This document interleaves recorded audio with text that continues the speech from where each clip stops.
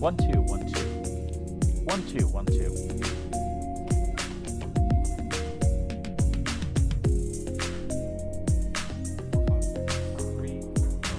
Don't forget you got headphones. Got your cans.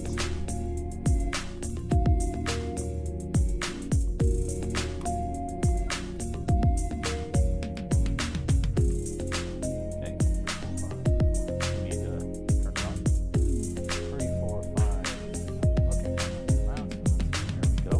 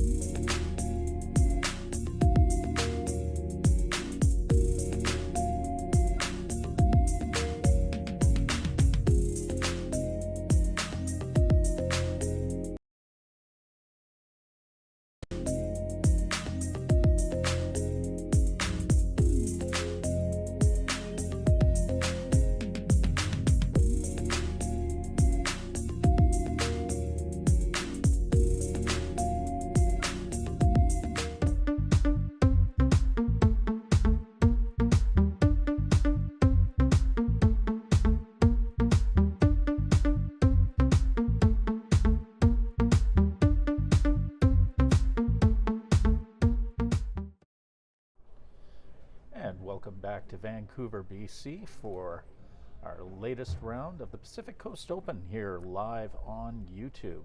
I'm Bill Curry along with Rob Berenger, and we're bringing you live play-by-play action of the final day of group stage play in the Bruce Matheson Open Singles.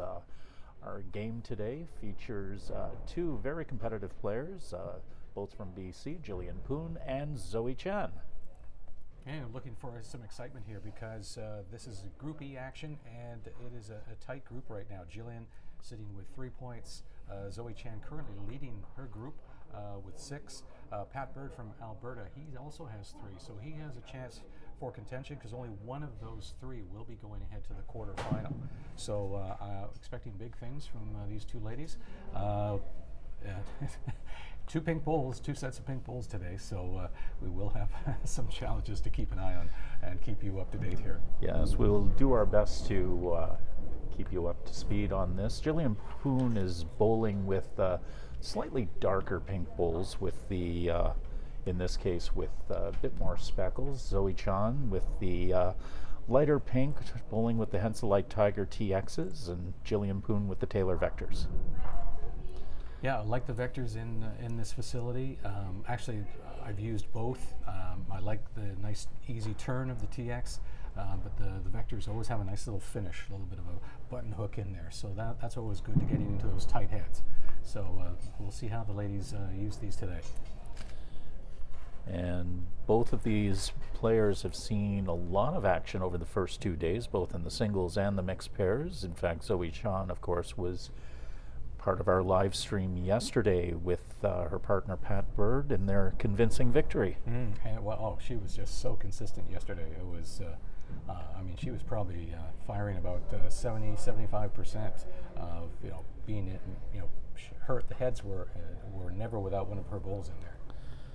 And Jillian Poon drawing right next to the jack and will be holding 1 by the looks of it. We already have the quarterfinals will be coming up at 5 o'clock, and 8.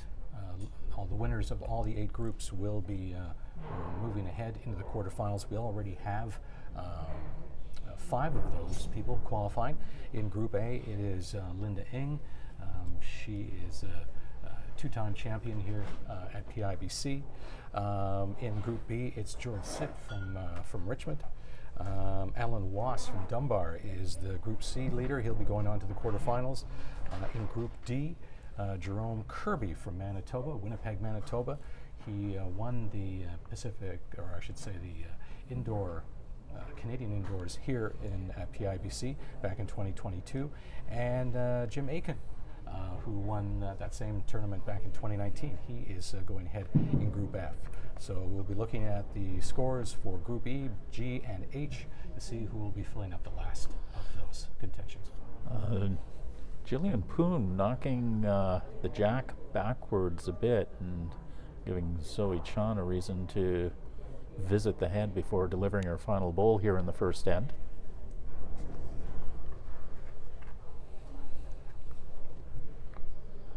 Yeah, nice start to the match. Our marker today is Gavin Clifford, who is the head of the greens at Stanley Park here in Vancouver. He's 9 years bowling and has had some success at V&D level, actually winning second place at BC Week in the V&D men's triples. So we'll see how this works out. And Zoe Chan's final bowl, long and wide.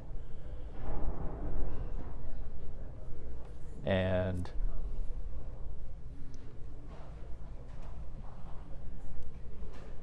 wait and see as it looks like, well, I'd like this, they're all pink.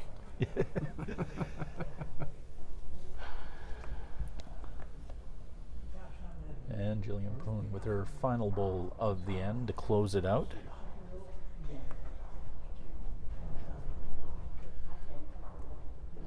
And we'll do better to keep track of the head as we go through this one. As you can see, it's a little bit complicated with all the pink bowls. So Jillian's final bowl pulls up well short, and they will clear it up. We'll get the score in just a moment, just to get an idea of how this end wrapped up. 3 to Jillian Poon. So a big end just to begin right off the bat here.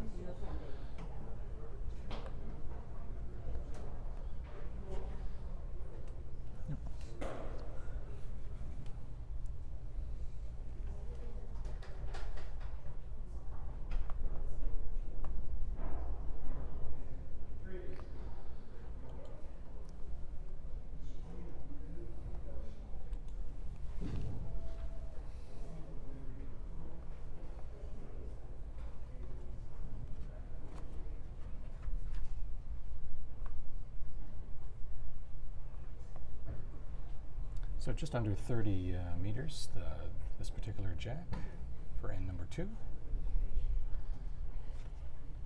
And Jillian Poon's first bowl about 1.5 meters short.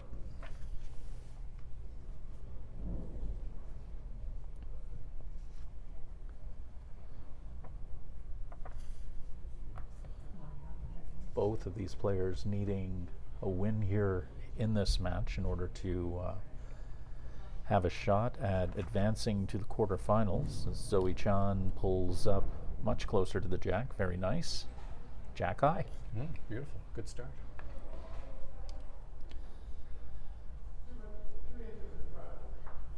So we're in the second end of the first set. We have we play 2 sets of 7 ends here in the Bruce Matheson Singles. A win, 2 wins, or a win and a draw will take the match altogether, and if the players are tied after 2 sets, best of 3 tiebreaker. Best of 3 end tiebreaker. As Poon's second bowl lands behind the jack.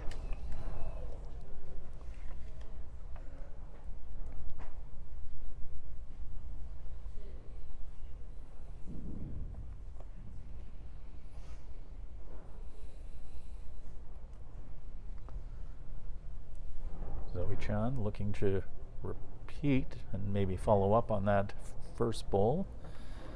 Pulls up short once again, but creates a bit of traffic there for Poon to get around. Yeah, I think with the TXs, Zoe can get around Jillian's backhand short one there. Just she goes comes in underneath. the inside and Good does very well. Oh, that's- Nicely done. Yeah, that's a nice And shot. it's going to be close. Well, looks like they might be sharing threes here if this continues on this route.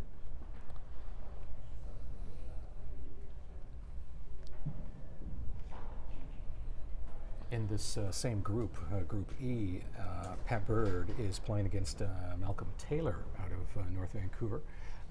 Malcolm doesn't have any wins yet, so he can be he can break things up, and because Pat needs a win here to be a contender. And look at that from Zoe Chan. Nicely done. Just a nice, gentle little wick and settles right in there.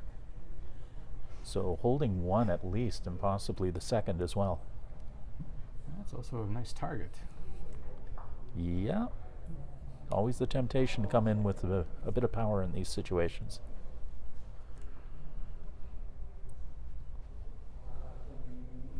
And that is, incidentally, Jillian Poon's back bowl behind. Yes. So that would certainly come into play if Poon wanted to try and take a shot at removing those bowls.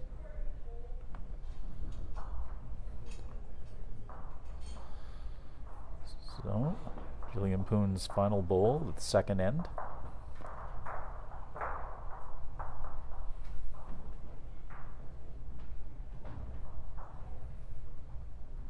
Here we come. Here it comes.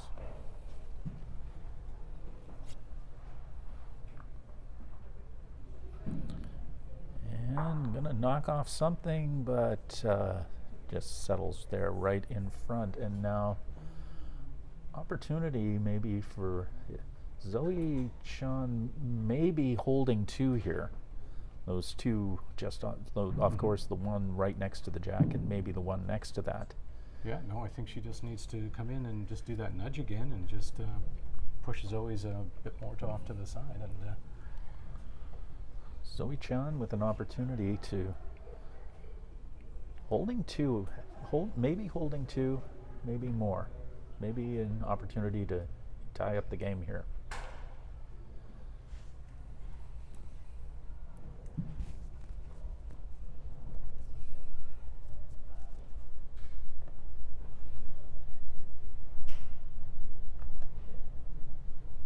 oh, yeah. Oh. And a little, gives it a nudge. I don't know if it moved though. No, I think it's settled back in. Just a bit of rocking the cradle there. That was about it. So they're going to have a look. So Looks like Jillian just signaled a one there. and we'll see when our marker Gavin Clifford adjusts the scoreboard, but Zoe Chan winning the end and getting on the scoreboard at least, we know that much.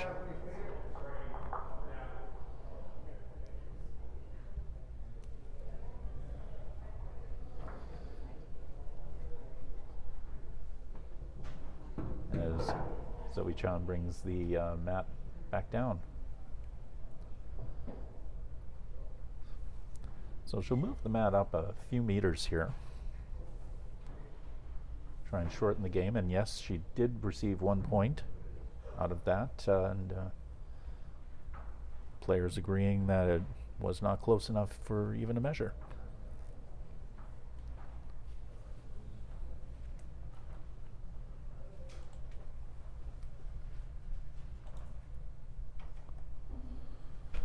And we'll be playing right to the tee line.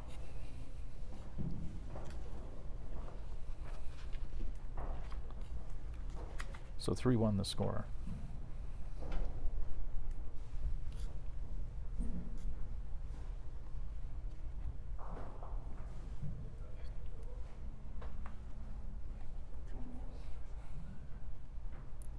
Good opening. Very strong opening bowl.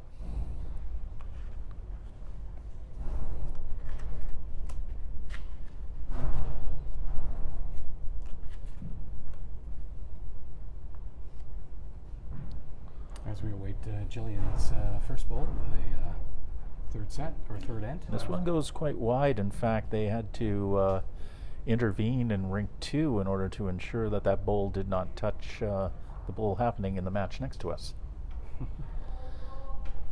So, regular occurrence though here at PIBC. Yeah, on rink 5 there's a bowl right on the boundary, and so it's still in play. Zoe Chan's second bowl, a little tighter, but settles almost a foot behind her first, so 2 back bowls.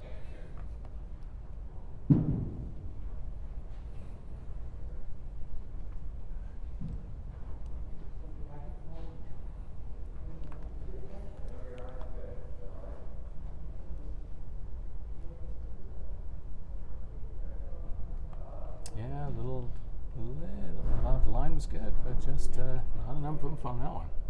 No.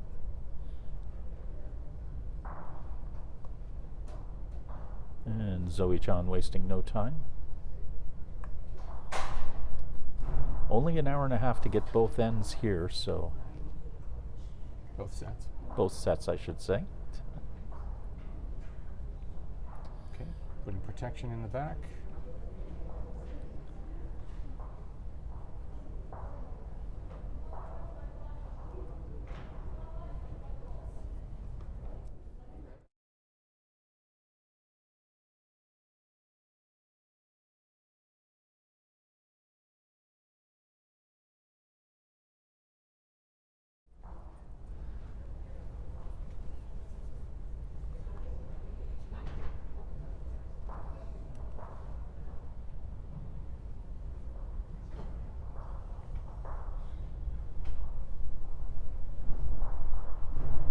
Matt has been moved up on this one, so we are playing slightly shorter than we started off with.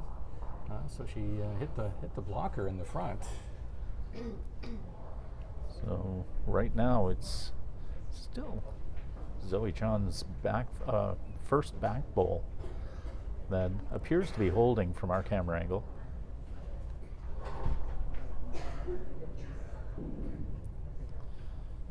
And final bowl for Zoe in the third end.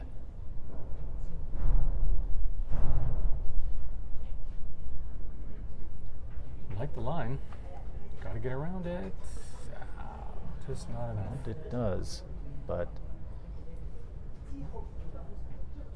could still be interesting to see as Jillian Poon has a quick look before sorting out. Lots of room there. Yeah, lots of room to draw in there and take the point. As I like to say, there's a bit of a force field around the jack. It's not allowing anything in there. So let's see if Jillian can break that wall and get in.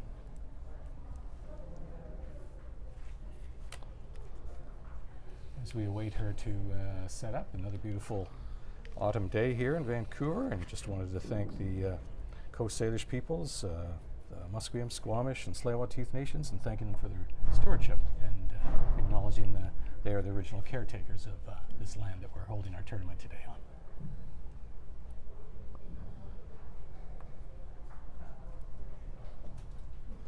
And a bit more oomph behind this one, but will it break through that log jam in front? No, it will not. No, log jam.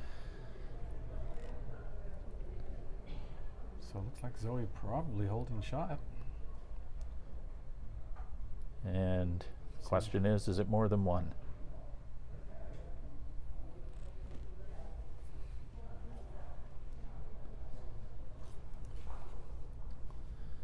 Well, the players have agreed at least, so we shall see.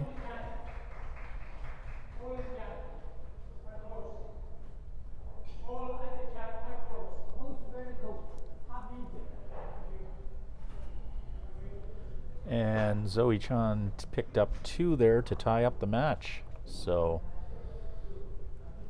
just like that, we are even.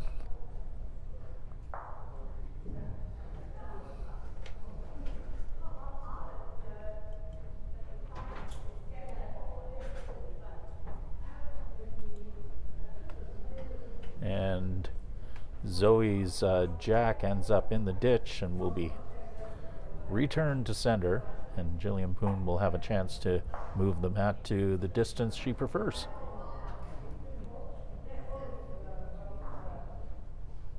Well, nice even start here. Some trading off on each ends there. So I think we might have a good match ahead of us. That's going to have this back and forth play. So always makes it very interesting.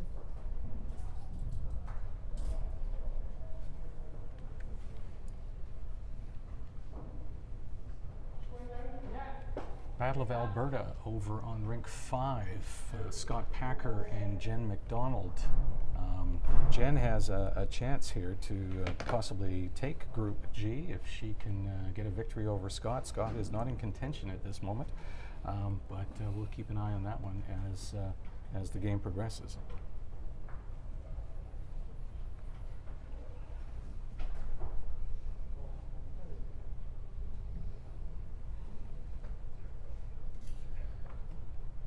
And Zoe Chan with a nice opening bowl, this time just about 6 inches in front of the jack.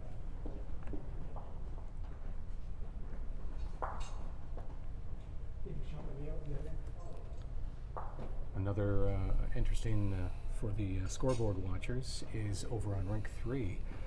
Pat Bird is playing Malcolm Taylor, as I said, and Pat Bird is currently sitting with 3 points, so if he is victorious over Malcolm, he will be a contender to go through. So that's interesting. Right now, he's up 8-0 after 4 ends over Malcolm Taylor. So he's gunning for this group title. So I think the ladies are going to have to pick up some points here because his differential is going to be a big one if this game continues.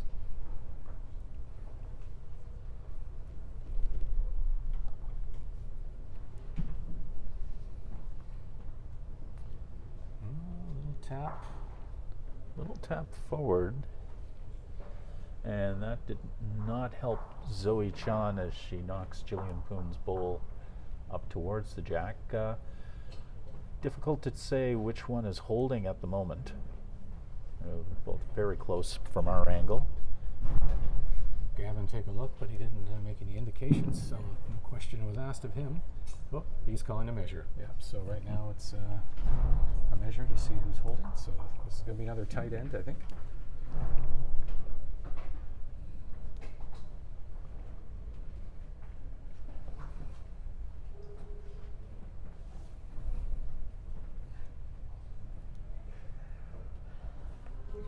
Zoe Chan's final bowl. No, not final bowl, sorry, third bowl at the end. Also settles in front. So lots of traffic there on the forehand as Poon comes in on the backhand on this one and try and work her way through there. No damage done. And it's still very much in question, as both players will have a look here before their final shots of the fourth end. Let's take a look over at Group H action on rink number 2. This is Jan Robinson of Alberta up against PIBC's Will Hall. Will leading Group H right now and is handily up 10-0 after 3 ends. So if this game continues the way things are going, he will be the quarterfinalist from Group H. So we'll see if Jan can make a comeback here. It's early goings in the first set. So these are all interesting games to be watching right now because all these games, the last 3 games here, we'll see who goes into those final spots. Zoe Chan's last bowl of the fourth end here. As you can see here, it's very close. That's Jillian Poon's bowl at the bottom right part next to the jack, and Zoe Chan's right in front. Does this have enough? Oh, it's a nice draw. Very close. Very close. I don't know if it's a contender, but boy, a couple more inches would have helped for sure. Well, I mean, the camera angle is not exact, and you know, we do have a look. We do have a chance to look at the head from our broadcast position, and looking at it, I can't tell. We're not the umpires here, so thankfully. But Poon having a good look from every angle, just to see if there's just a slight advantage in where those bowls lie at the moment before firing her final bowl of the fourth. Yeah, she's walking back now. Doing some scoreboard watching in Group G action. Rainbow Lung and Alexis Vandenbos, our only American competitor in Bruce Matheson Open Singles. She's leading the group, but right now Rainbow is up 5-2 after 4 ends. So if she wins that match, she will contest that with Alex. All right, Jillian still contemplating. Here we go.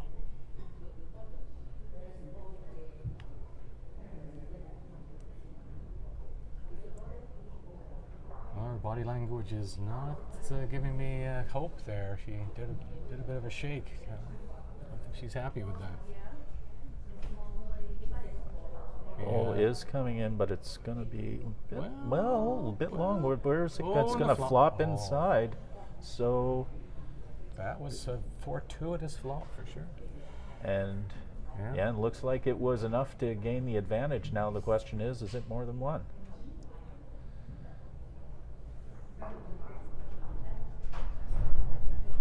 All right, they're calling umpire.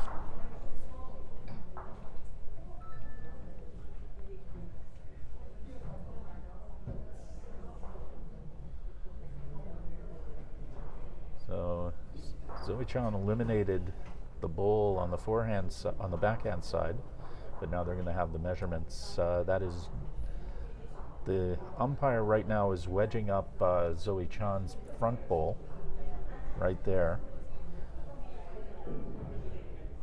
and of course it's Jillian Poon's bowl just off to the right of the jack.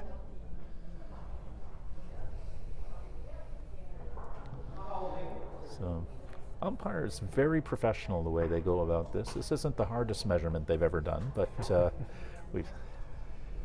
Yeah, that's Bill from Granville Park. So he's done this before. Not his first rodeo. Gavin needs to stop moving around. There we go. There we go.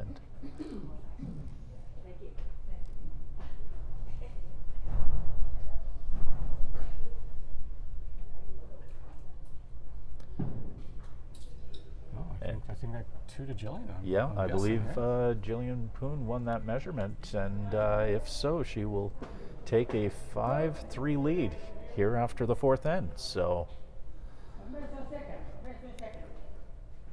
very, very tight end, but and not one of the ends you kind of expect multiple points from. But you know, that last bowl with that little flop made all the difference.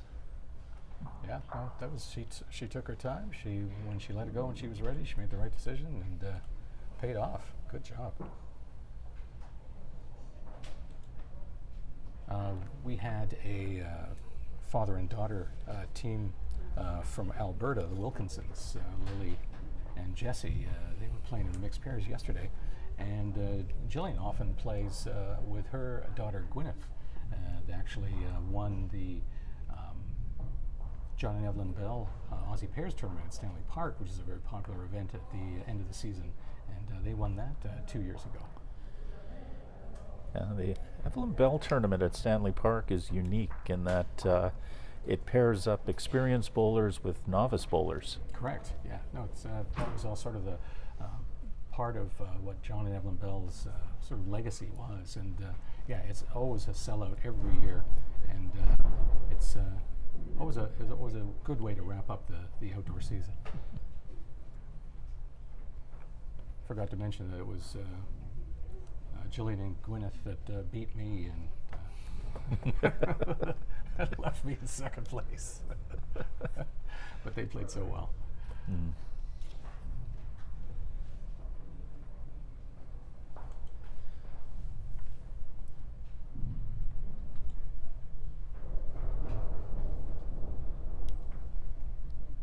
So both bowlers opening up the end number 5 with back bowls. Jack on the tee. Over on rink 5, Scott Packer is playing troublemaker here, not giving Jen McDonald a lot to work with here. He's currently up 8-2. Scott was a bit late to the tournament on Wednesday, and his shoes were not approved, and so he had to borrow shoes. I'm not sure if he's wearing those borrowed shoes today, but whatever they are, they're working for him, and has a big lead right now over Jen McDonald. And once again, Sean behind the jack. Had an opportunity to speak with Scott Packer actually prior to the match. He only had 1 day of practice here, and not used to the carpets, but he adjusted well and was 1-1 yesterday with his partner in the mixed pairs tournament. Yes, he's playing with Alexis Enenbos from Seattle, who's playing in the adjacent rink right now against Rainbow. And Jillian Poon settles in just next to the jack and is holding 1. Well, four, they just keep matching each other here. We've got 4 in the back, so any movement of the jack is sort of a bit of a crapshoot here. So I think it's going to be a draw game. Just get on that jack and load it up.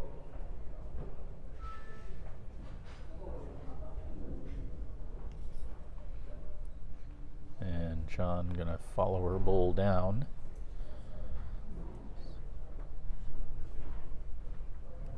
A little off to the side, crosses the center line a little early, and a touch short. So I'm sure she wasn't happy with that one.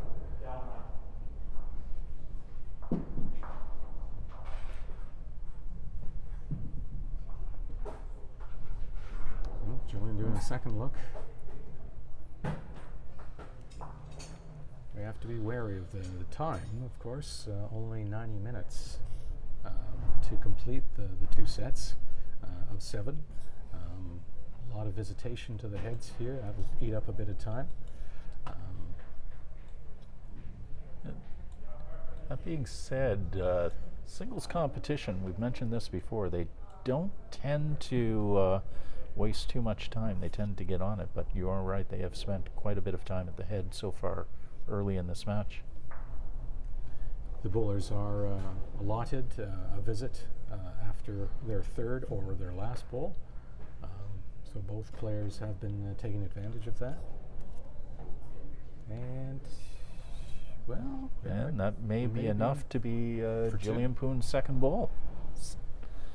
Maybe holding 2.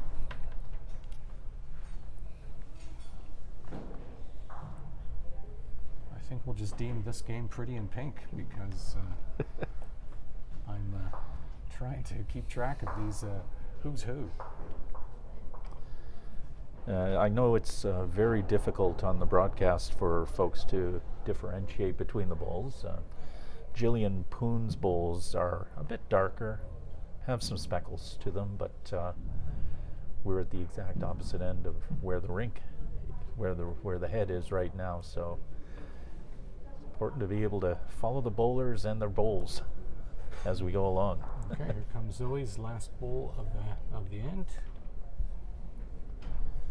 And coming around the outside, it was on the right track. Yeah, just needed a little bit more weight to either curl in there or even just cut Jillian Poon down here.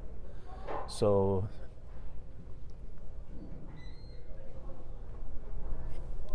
Poon's going to wait for Chan to come down. No, they've both agreed on the point totals for this, so they will move on. Jillian Poon winning the end, and it's a question of, it looks to be 2, and it's 7-3.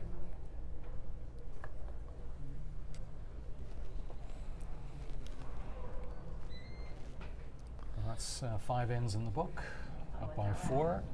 Once again, doing a little bit more looking here. Will Hall moving now up 14-1 over Jan Robinson of Alberta. After 6 ends, David Lewis is playing against Wayne Harsh, 2 Stanley Park members, also members of PIBC, playing against each other. It's a close one. David is up 5-4 after 6 ends.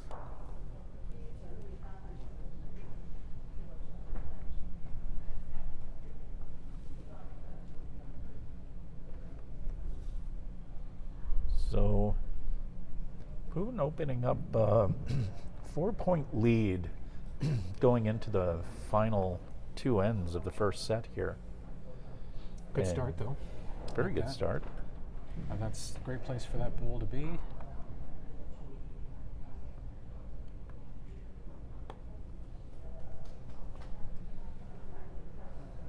Let's check out Zoe's response here.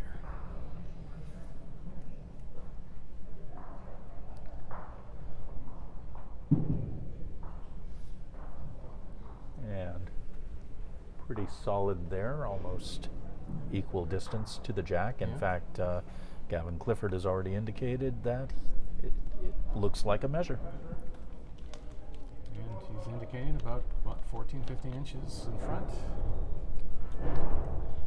Still leaving lots of room to draw in there for both players. Yeah, no, the line's been good in the first 2 balls.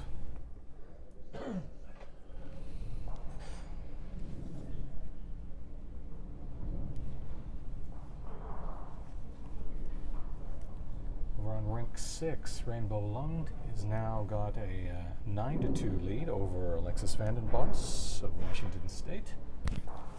As we mentioned before, Alexis is leading Group G right now, but certainly a victory today would put Rainbow in contention for possibly winning that quarterfinal spot.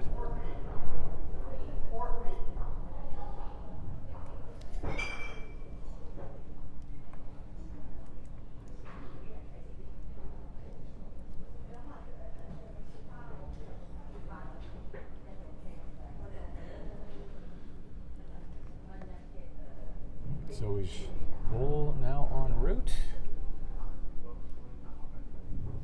Jillian does somewhat have blocked the backhand, but Zoe has similar weight from her first one, but got pushed over from Jillian's blocker there.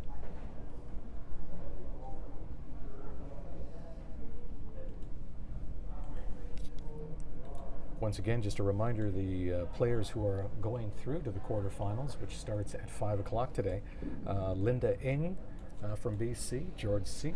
from BC as well, Ellen Wass out of Dunbar, Jerome Kirby out of Winnipeg, and Jim Aiken, who plays out of North Van, and a longtime member of Stanley Park as well. And Jillian Poon's bowl goes into the ditch. Rare misstep so far in this match.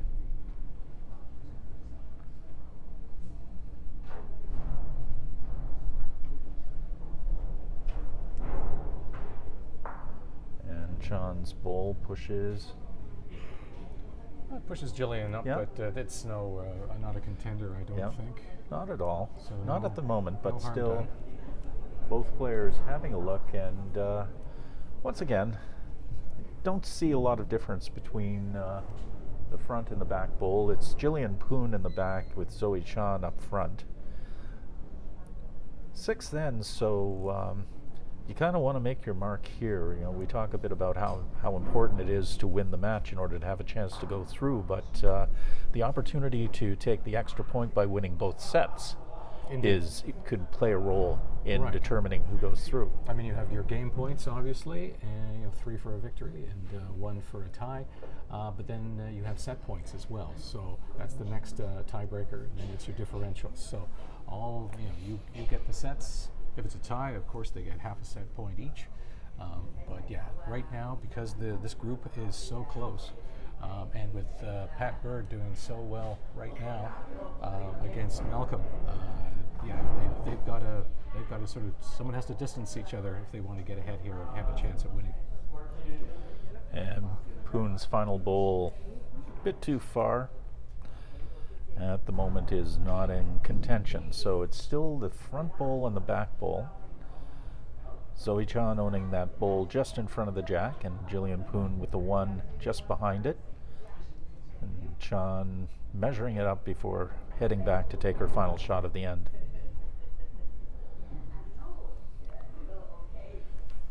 And just to update you on rig 3, Pat Bird has won the first set in their final game. They're just preparing now for set number 2. And a fairly important bowl here for Zoe Chan as she's down by 4.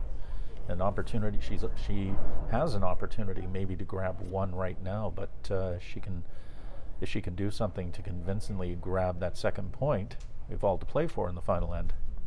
Well, as we've been just talking about the tightness of this group, if Zoe can win this match, then whatever Pat does doesn't come into play. She'll win it outright. Her shot long through and into the ditch. So we're going to have to probably call the umpires in to devise this. But yeah, I think Zoe wants to... oh, there's a lot of fingers going back and forth.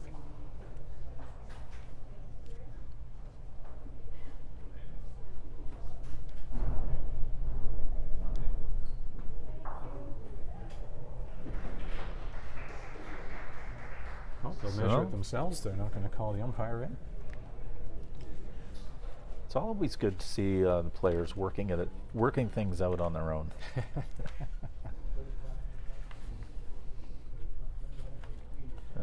Especially 2 players who are quite familiar with one another, and certainly an element of trust there.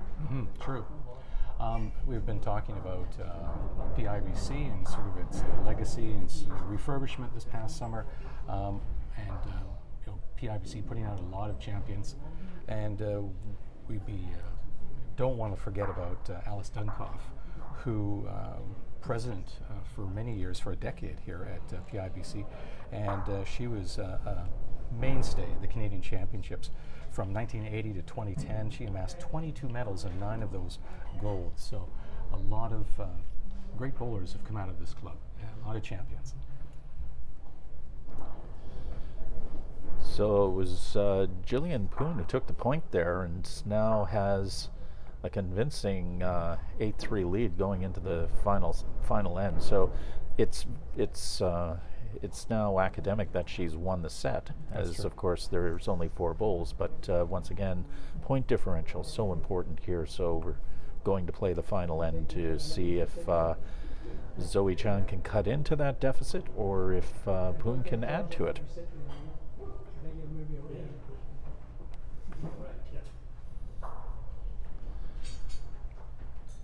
And a good opening bowl from Poon.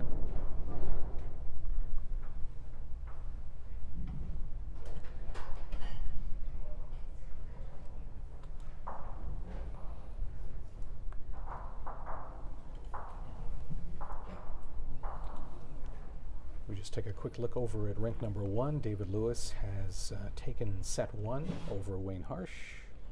We're just getting set number 2 underway.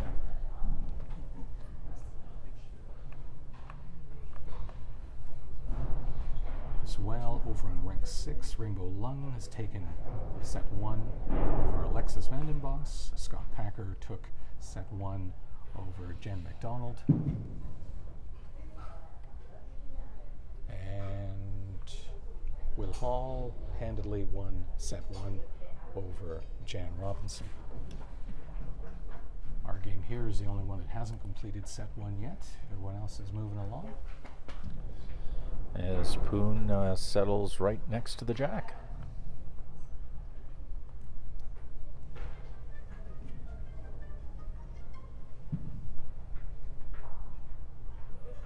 A bit of power here from Zoe Chan, trying to break up that head, but nails the bowl in front. But Jillian Poon's bowl remains. So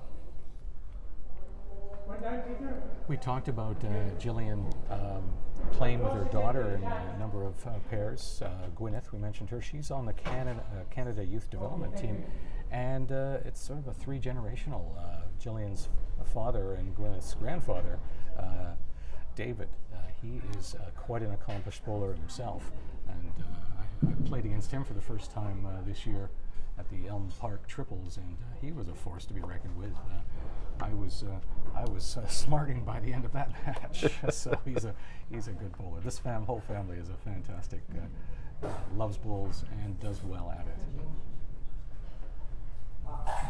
How far behind the jack is Malcolm's closest bowl? And it's quite true. It's hard to think of many sports where, you know, players of different abilities and different generations and even different skill levels are able to bowl together. Black bowl, how much?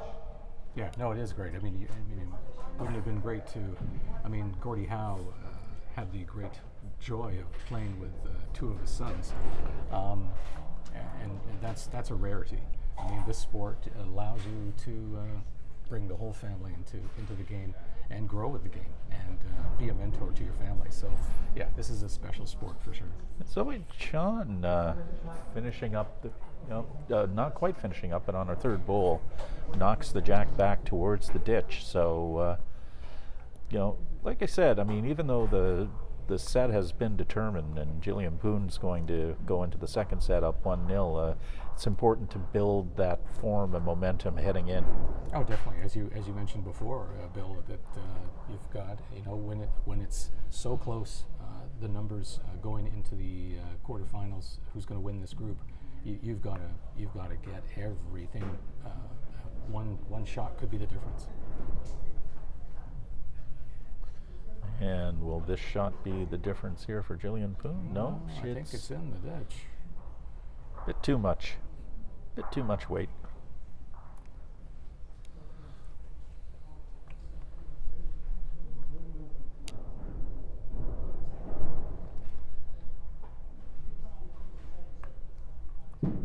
So Zoe with an opportunity here maybe to pick up a second point as well. She's holding right now in the back with that toucher. And of course, being a toucher, if it gets pushed into the ditch, it still stays live. Still can be a contender when you have the jack this close to the edge. So coming in on the forehand, and it's going to be well short, but looks like from this glance, Zoe Chan with at least the point.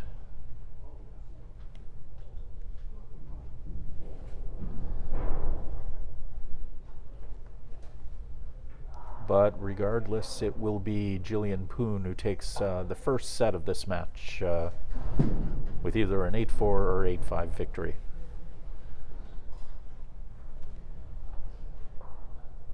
So players wasting no time as they throw the jack, and Gavin Clifford is going to have to do a little speed walking down there as the players are working a little bit ahead of him right now.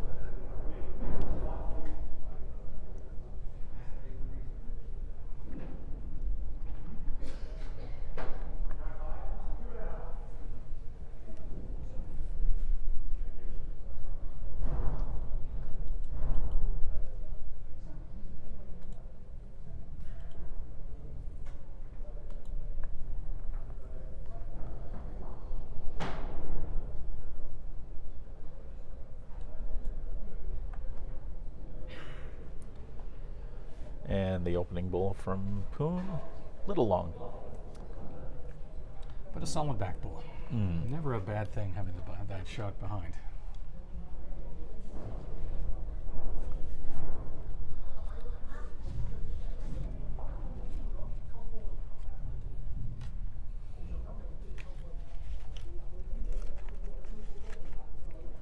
Just a reminder, the prize money that's up for grabs here in the Bruce Matheson Open Singles. The winner will take home $1,500. It's $1,500. Runner-up gets $1,250, and third place $1,000. But there are 6 payouts, so it's certainly a great incentive for these last games. get in on the money and move on to the quarterfinals. Yeah, exactly. And, it's not bad. A playoff spot could land you a few $100s here and help defray some of the costs of travel for some of these players. True, indeed. Yeah, we've got all the Prairie provinces represented, as well as Alexis from Seattle, so an American playing with us today. And welcome to all our players from near and far.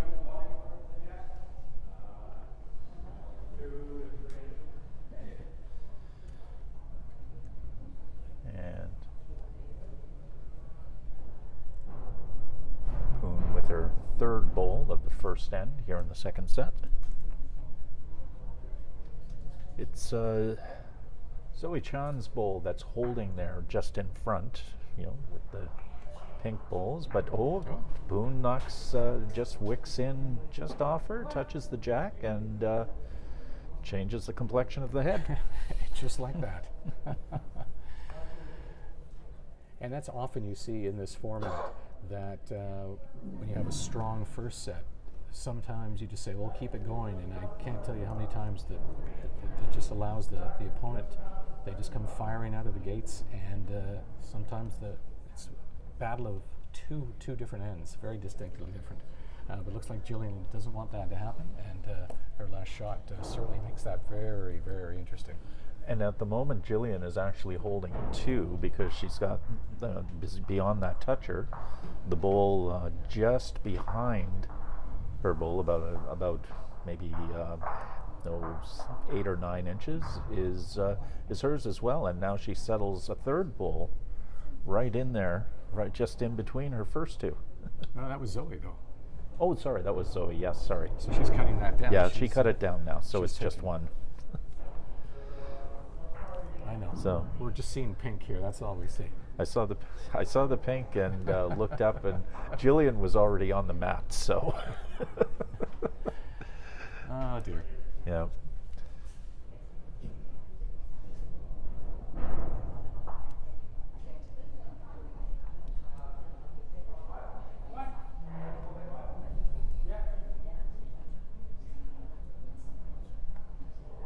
Jillian coming in. Coming in on the side. It's just rolling off. Just on the boundary, I'd say. We'll have to see if it's still in or not. Yeah. Looks like it is. So it will stay on the playing surface. Zoe has last bowl here. I think she'll probably just stick with the same line as what she did last time, and maybe just take a 1.5 foot off, and that should get her on get her shot.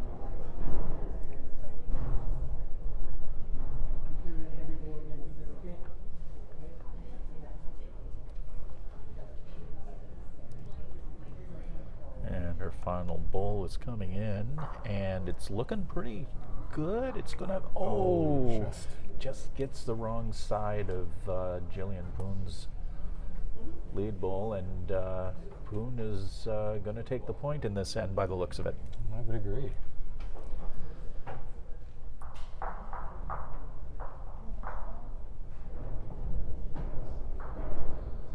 So still time for Zoe Chan to make an impact in this match with 6 ends left to go here in the second set.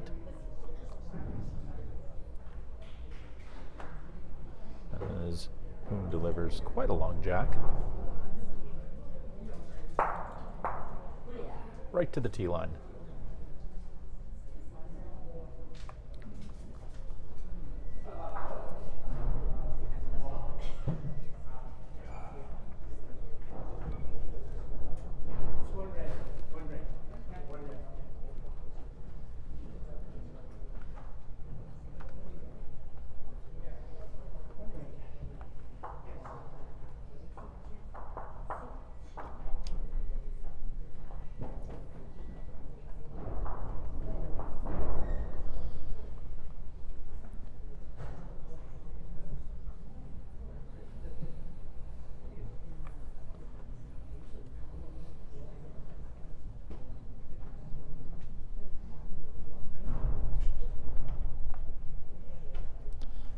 And Zoe Chan with a nice opening bowl here in the second end.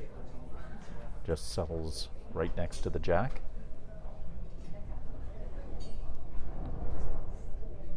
We can see over on rink 5 that Scott Packer is taking a 3-2 lead over Jen McDonald, both players from Alberta. They've completed 3 ends. Scott won in the first set, and so he's looking not to give it up. Looking for his first win in this round robin. And Poon trying to match Chan bowl for bowl there on her second shot.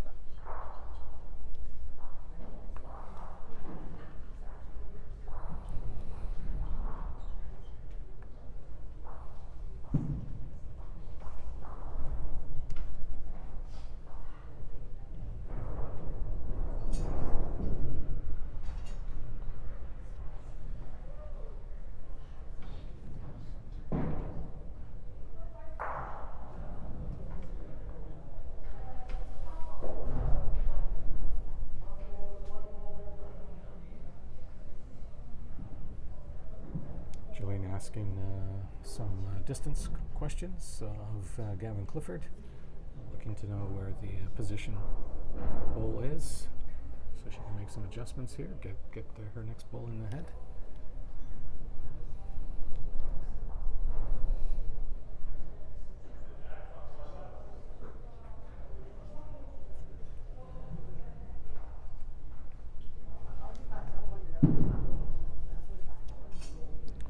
Lots of power behind this one. And just misses the head.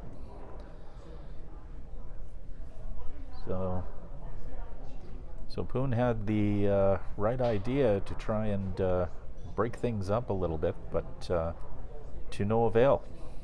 Well, it's tricky because there is that bowl right down the middle, and you know, when you're trying to bring some weight in, it is has to be a nice controlled weight. Oh. And look at that by Zoe. Oof. Zoe Chan with a great draw to the jack. That's the Zoe we saw yesterday in the mixed pair. Oh yeah.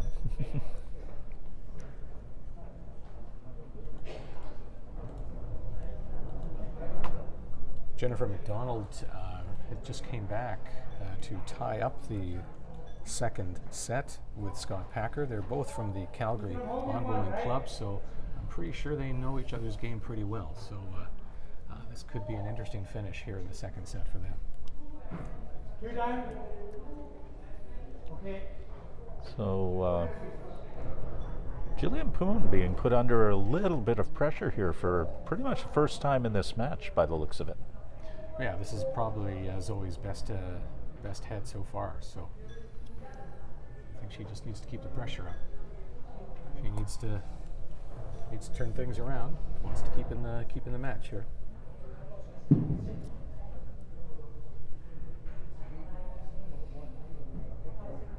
And she's coming in strong. Lots of power on this, but I'd say it's gonna connect. It's wide.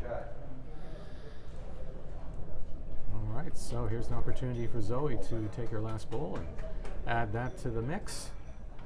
See if she can get an extra point there. It looks like she's holding 2, is it not, at this point? Appears to be 2. You know, we by this angle, it looks like we can differentiate between the bowls enough to identify those first 2 bowls as Zoe's. So.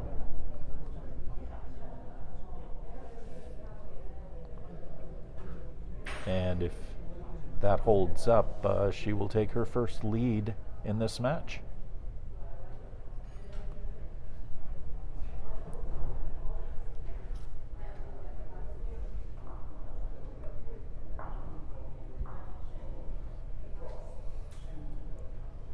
Here comes the shot. And maybe playing it a bit safe. Didn't want to mess it up. Yep. Just throw the bowl out of there, just put it aside. And Zoe is on the board here in set number 2, taking end number 2.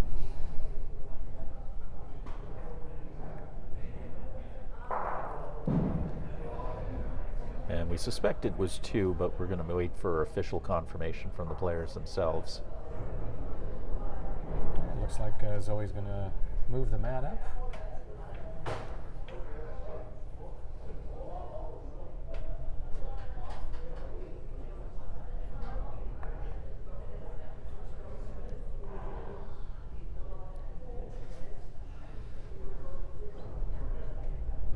And looking at another long jack. This one settles in about maybe 4 inches in front of the tee.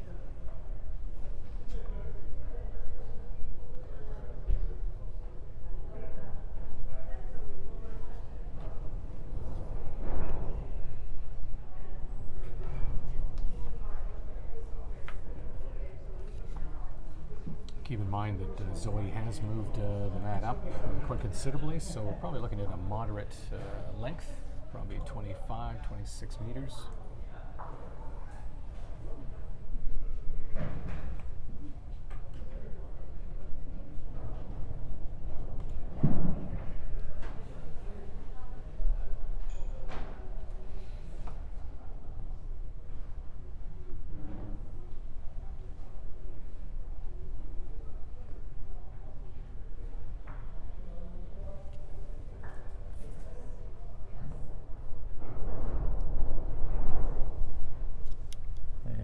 Good opening bowls from both, but looks like John has the advantage.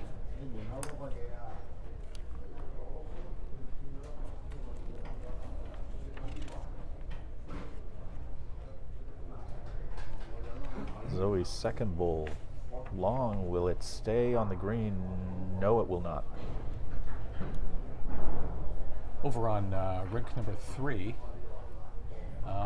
Malcolm Taylor is playing against Pat Bird. Now, Malcolm Taylor has been bowling for over 30 years, and he has, certainly through the 90s, he was a force. He played a lot of bowls in the Netherlands, and he got a number of medals, bronze and silver. He also played in the USA Open Fours. He's pretty much done it all. He's got the mat back this time against Pat Bird. Right now, he's down 3-1 in the second set, and he's got a short mat. He's looks like we're just going to see if it's a legal one or not. So we'll see how that one plays out. Well, you mentioned Malcolm, and it's prior to this tournament, so many players were very generous in sharing their biographies with us, and the accomplishments of a lot of the players in this tournament is just unreal. It is. Oh, it's great reading. It's like I've known Malcolm for a number of years, not well, but I certainly, once reading his bio, I didn't realize what he's accomplished in his bowling career over 30 years, and it is. When the email came in, I couldn't believe how many pages it encompassed. But well done for him, and a nice fellow. Yeah, and when and his wife Marie, oh, yeah. Boy, she's accomplished as well. I mean, she's a great bowler. It's a great bowling family. And some of these families, you wonder where they find room for all the trophies. It's a battle. It's a battle on the mantelpiece for sure.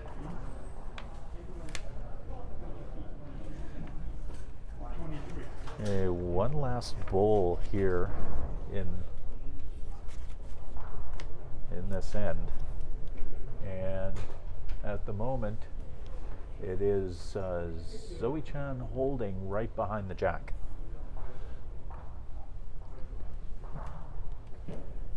And at the moment looks to be one.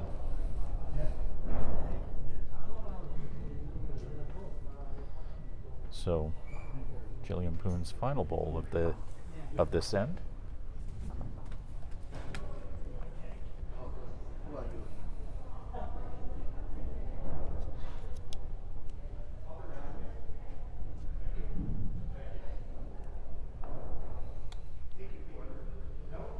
No, good line, but just a touch heavy. Yeah, and it's 1 to Zoe Chan for here at the end of the third end. So, after dropping the first set, Zoe has responded to the urgency of the situation in terms of coming back in this match and staying in playoff contention. Indeed. I mean, she's been here before. I mean, she's won a certain number of tournaments, and so she knows what she needs to do, and just got to get that momentum going. She's off to a good start, and I think we'll probably see her really dial it in and put some pressure on Jillian. And of course, if Zoe Chen was able to hold on and win this set, that would force a best of 3 end tiebreak at the completion of this set.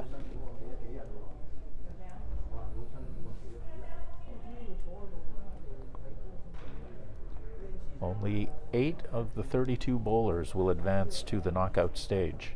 How quickly it cut down. 32. It's been busy all week, and now we're going. Now there'll be the final 8. And at least for 4 or 6 of our competitors, they will have no time to waste, as we have quarterfinal action coming to you at 5 o'clock Pacific time this evening. Correct. We'll be looking forward to that. It'll be an exciting matchup. There's some great names in here. Some we expected to see. As we've talked about, Linda Ng, George Sitt, Alan Wass, he's just having a bit of lunch just to the left of us here. He's getting fueled up, ready to go. Jerome Kirby from Winnipeg. Jim Aiken, well-established bowler over the years. Yeah, Alan with a live view of our broadcast monitors from the lunchroom. Yeah. He's not paying any attention to us. He's got one of those special spoons.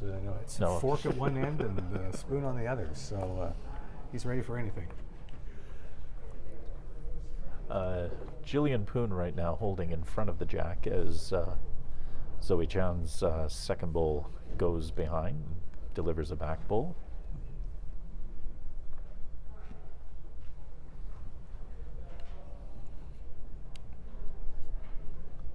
Go. And Poon's second one will wick right off, and now makes it a little interesting as she's now holding 2. But the way they're so touching each other, that you hit it right, and you could just send those 2 bowls right out of contention. So if Zoe can get a nice little shot in there, a little bit of weight, it could just push them out, and her bowl could just roll into that gap. So see if that's what she's thinking. Now the marker, Gavin Clifford, indicating that there's still a fair amount of distance, behind those 2 bowls towards the jack, and see how Zoe comes in. It looks to be light. She's thinking draw.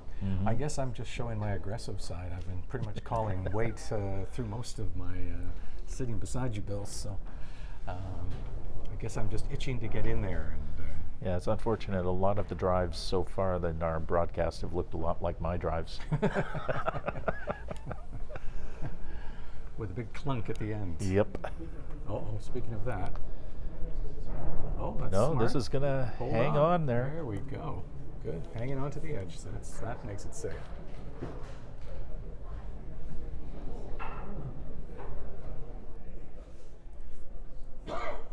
Over on rink number 2, Will Hall is commanding once again over Jan Robinson of Alberta. He's 8-0 after 5 ends, and he of course won the first set.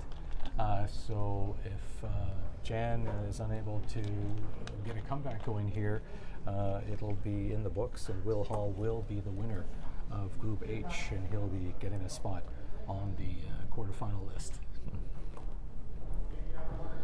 So Zoe right now contending with Jillian Poon's 2 bowls in front there, in front of the jack. This is her final bowl.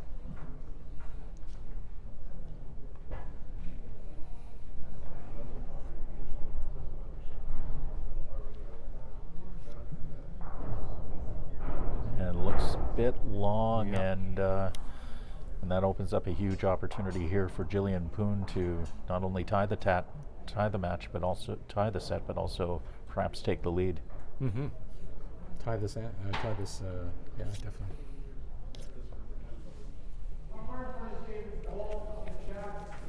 So free draw for Jillian Poon here. Yeah, these are the opportunities that you practice for, right? Just a straight draw, just get it in there. She knows she just has to get it within a foot and a half, probably even 2 feet in this case, just to get a free point. So those are the ones that you don't want to miss. And is it going to nudge up against that last bowl, or no? Just drifts heavy. beyond. Just a touch heavy. And from this angle, looks like it's probably only 2 for Jillian Poon, but that is enough to tie up the set at 3 apiece after 4 ends of play. And of course, a draw in this set would be enough for Jillian Poon to take the match, as she's already been victorious in the first set.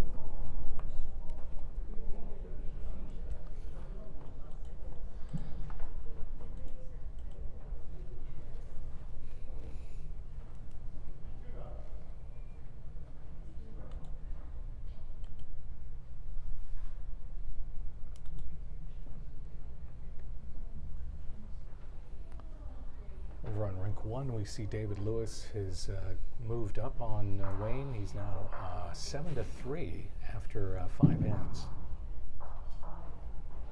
David won the first set, so this would,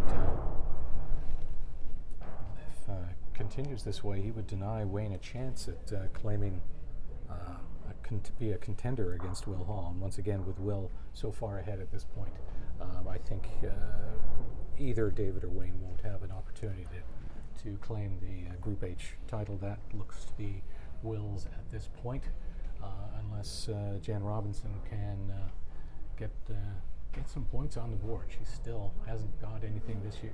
This set, she's down 8-0.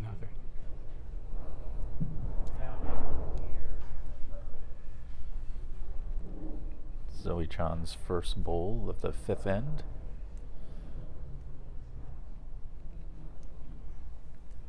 Alexis Vandenboss's hold on the Group G lead is in jeopardy as Rainbow is doubled up on her after 5 ends, 6-3. Rainbow did win the first set. A win for Rainbow would tie with game points over Alexis, and it'll all come down to the tie-break points. Jillian Poon settling in about 1.5 feet behind the jack, and is holding shot right now.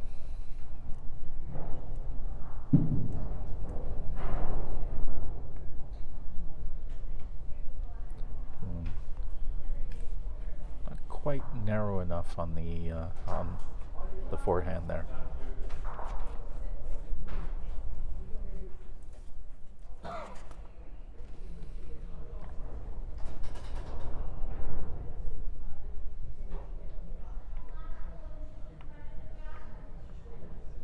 Comes Poon once again, and just kisses off of Zoe Chan's bowl there, and may indeed be a second there for Poon.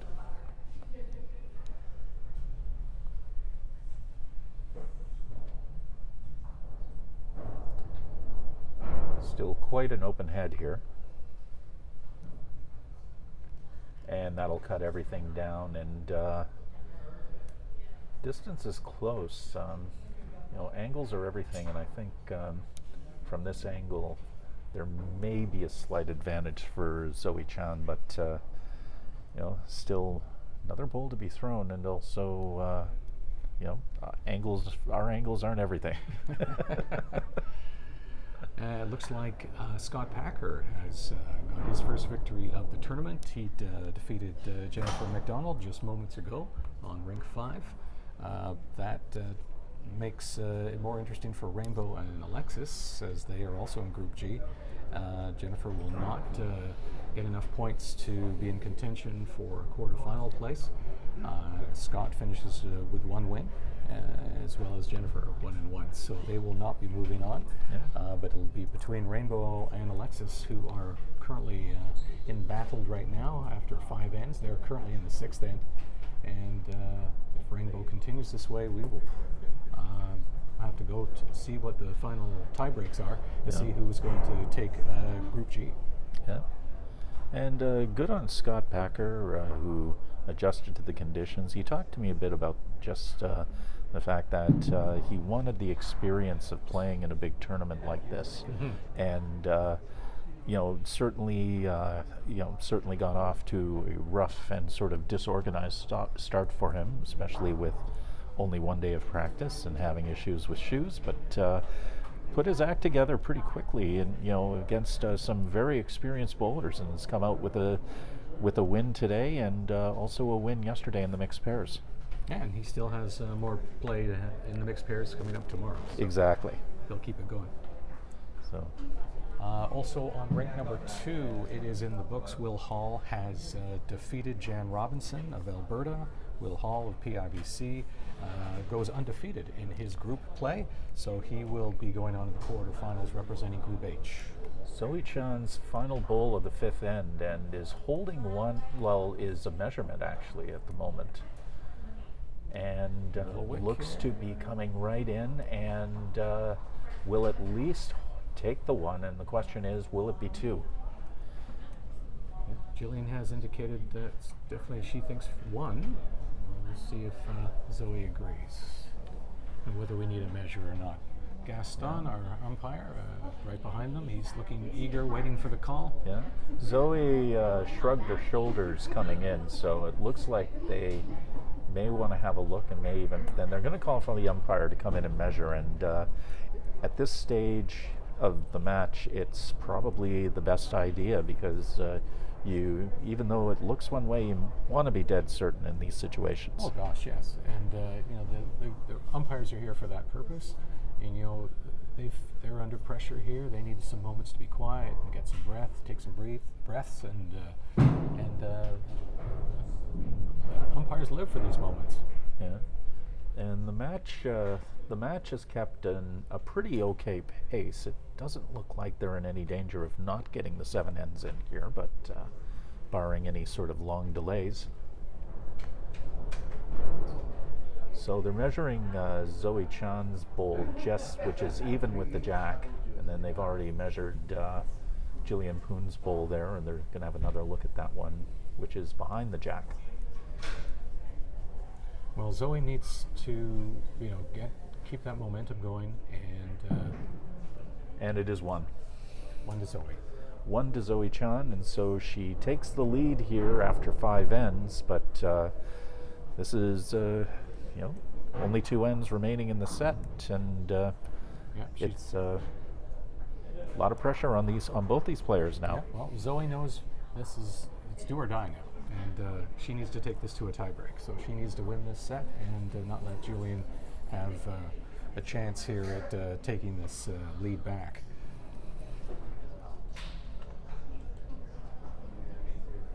Both players looking for a spot in the quarterfinals, which begin at 5 o'clock this afternoon Pacific time, and we will have a match from Rink 4. A feature match from Rink 4 coming up live here on YouTube, so stay with us. Another update, David Lewis has defeated Wayne Harsh. He finished up 8-3 and takes both sets, so while that is David's first win, neither he nor Wayne, it is already in the books that Will Hall will be representing Group H, so both of those are out of the tournament. David is the reigning 2-time silver medalist at the Canadian Indoors, so unfortunately he will not be going on any further. Certainly very proud of him for all the work he's done in the past seasons. He's had some great success. And Jillian Poon with a definitive opening bowl there. It settles right in next to the jack, and we talk about pressure on players right now. Well, I think she must have heard what we were saying. She knows she's got to get back in this. This is, and Zoe Chan with a great reply here. Just gonna get in there, and wonderful ball. this is what we've been waiting for in this match. Yes, indeed. Nice toucher, just pushing that jack away.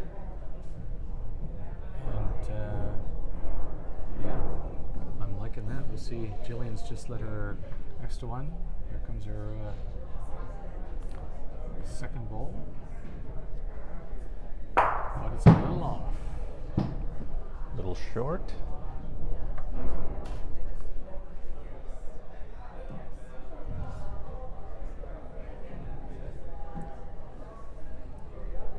And over on rink 6, the match between Rainbow Lung and Alexis Vandenbos is now complete. Rainbow is victorious. Once again, now with that victory, we'll have to wait and see what the tie breaks are, because now both Rainbow and Alexis have 6 points each in Group G. So we'll have to wait for the official Zoe call. Chan gave Jillian Poon's bowl a knock there, and that may make a big difference in this end. I mean, hard to say from this angle if that's 2 for Zoe, but Here comes Jillian's bowl. it's going to bang up against the traffic in front.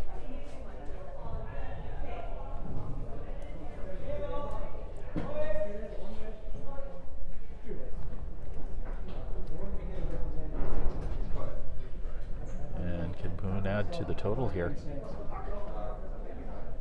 Rink 3, we've just completed. Pat Bird is victorious over Malcolm Taylor.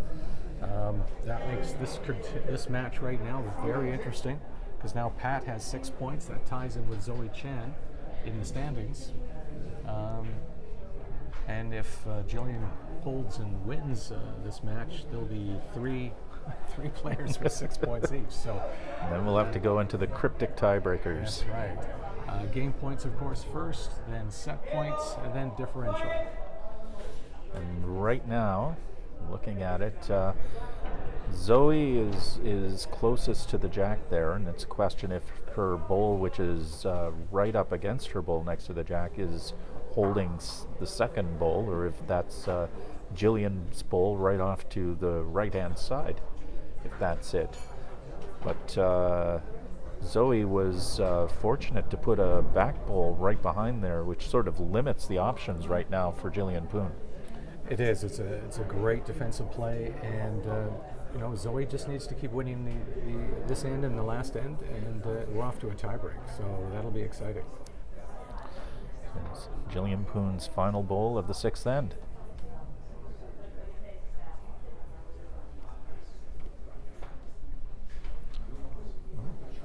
It's come wider this time. She was a bit narrow last, but it's just off and heavy.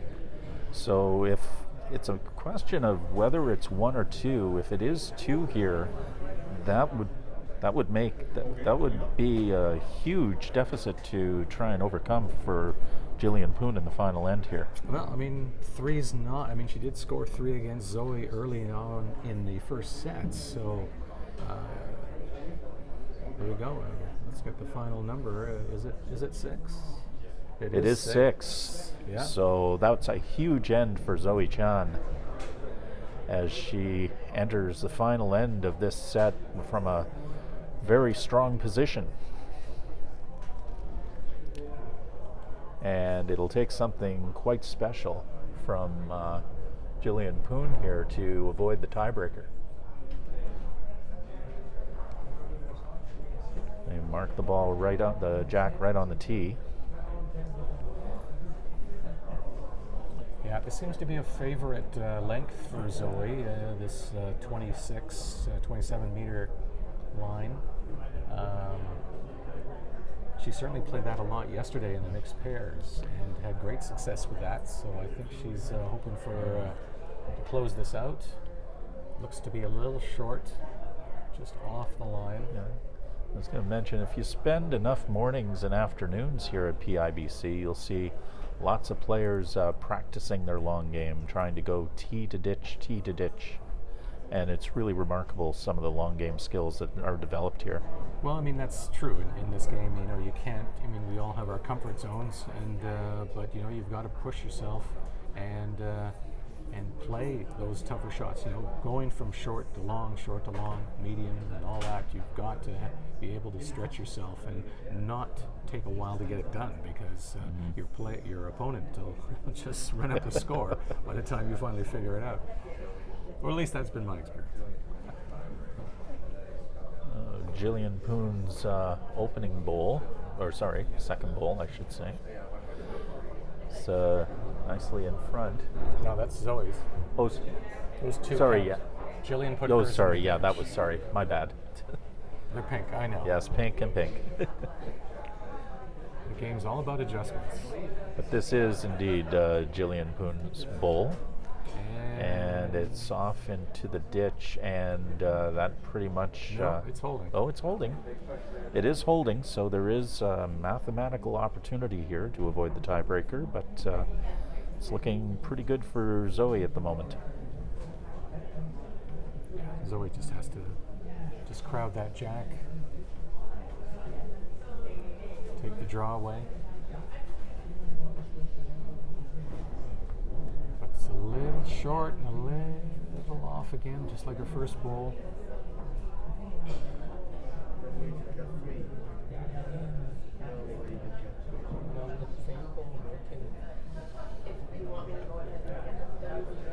So this is pretty much an important bowl for Poon if she has an opportunity to get 3 in this end.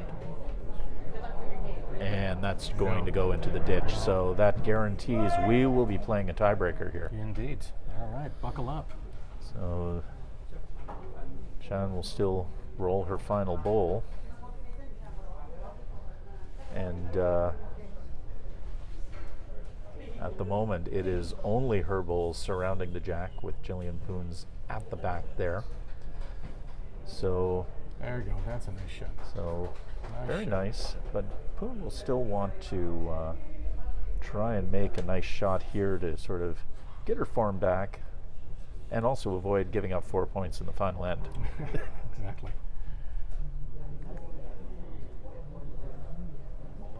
And it looks like she has indeed done that and cut down Lovely draw. Zoe's point total there. So 2 to Zoe. looks to be 2 to Zoe Chan, who will take set number 2 convincingly, 8-3, as the momentum in this match has shifted. But now we go to we are going to go now to a tiebreaker, as each player has won a set. Gavin Clifford flipping the coin to see who gets the mat in the first set of the extra ends. And it looks like Zoe Chan has won the toss.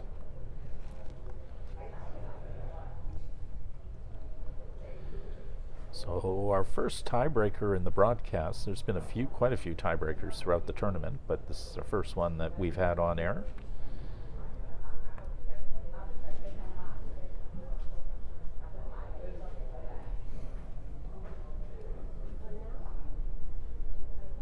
And Zoe's jack is going to go straight into the ditch, so she turns the mat over to Jillian Poon,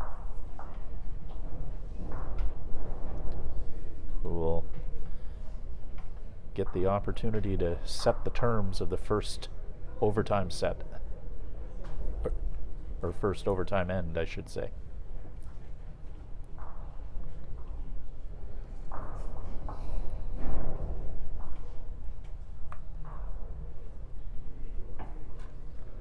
So while we wait for them to get things started, just rehashing the quarterfinal players that we know so far, and that is Linda Ng, George Seat, Alan Wass, Jerome Kirby from Winnipeg, Jim Aiken, and Will Hall. So in Group G, Rainbow defeated Alexis. They both now have 6 points. We have to wait and see what the tie break down as, and see who will be moving on and representing Group G in the tiebreak. And it's quarterfinals are not complete, but it is a strong field as Zoe Chan draws right to the jack on her opening bowl. And Just to clarify, often tie breaks, it's in past we've played best score out of 3, but in this tournament, the conditions of play are it is winning the best of 3 tie break. So if, let's say, Zoe wins this one and Jillian wins the second, as in winning the end, it'll have to go to the third. It doesn't matter by how much you win the end by, it's just win the end. Exactly. But here, Group E, Pat Bird won his final match over Malcolm Taylor, so he now has 6 points. Zoe Chan sits with 6 points. Jillian would be a contender if she can win. So we'll have 3 players in Group E with 6 points, and that'll all come down to the tie break. There's a lot of math to be done.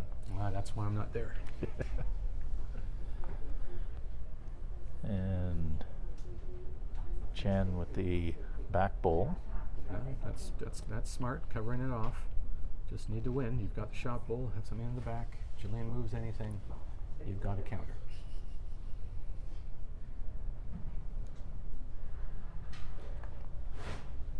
And all the matches are done, and all eyes are on this rink right now. That's true. It's very quiet. George Cubas, head umpire, is keeping a close group on everybody here, not allowing anyone to breathe.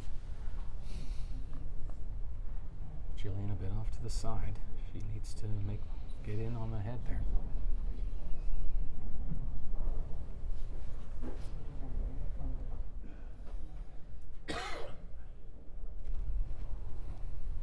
Here comes Zoe's third bowl. And a little short, but maybe just trying to get in the way of Jillian. In this case, we just need to win the end, so it doesn't, as you said, Bill, it doesn't matter how many points you get here, it's just got to be on the jack. And Jillian asking our marker Gavin Clifford for information on the distance between the front bowl and the jack.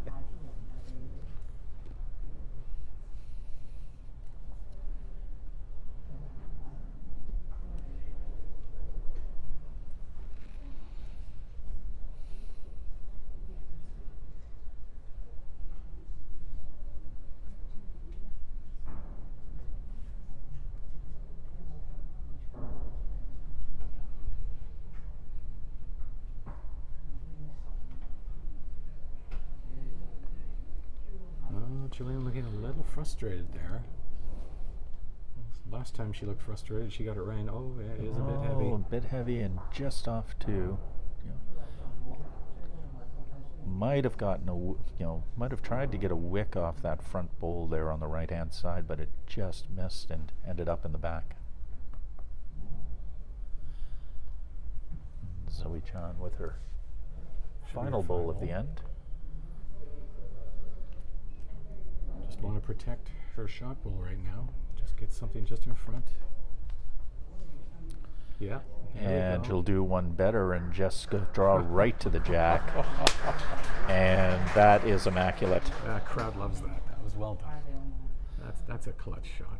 Yeah, working well under pressure.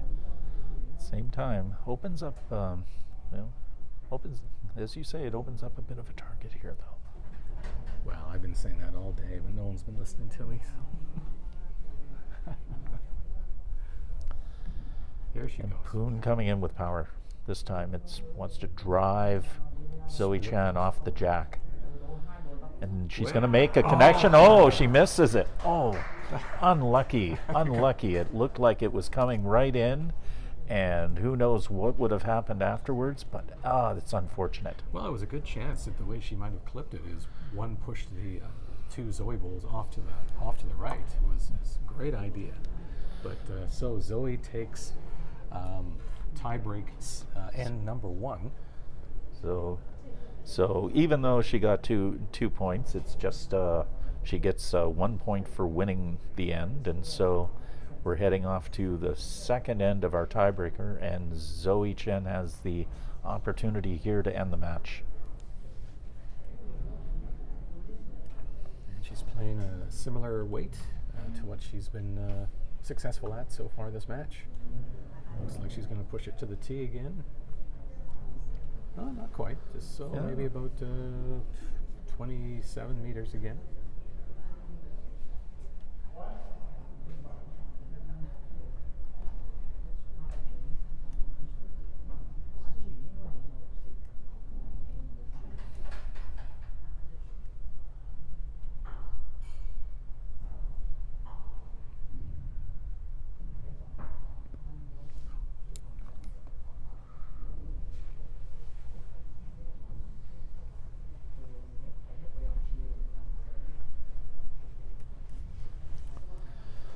And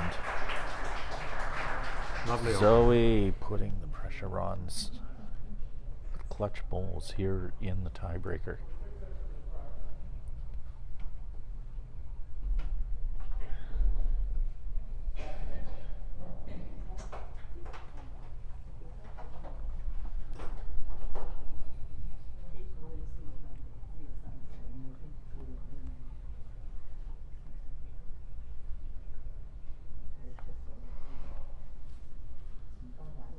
And this one's heavy. And about will stay in play. Okay, well, that's helpful. That may play in the game here. We'll see.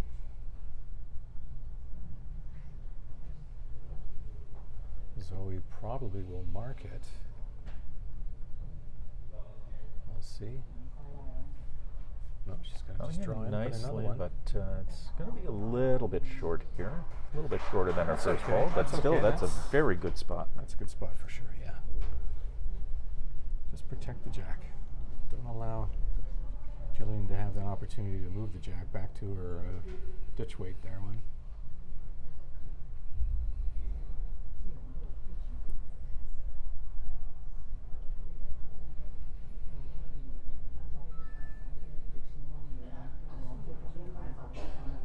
Well, on the feed you can't see a lot of red seats are empty, but it's because everyone's standing behind up on the concourse there.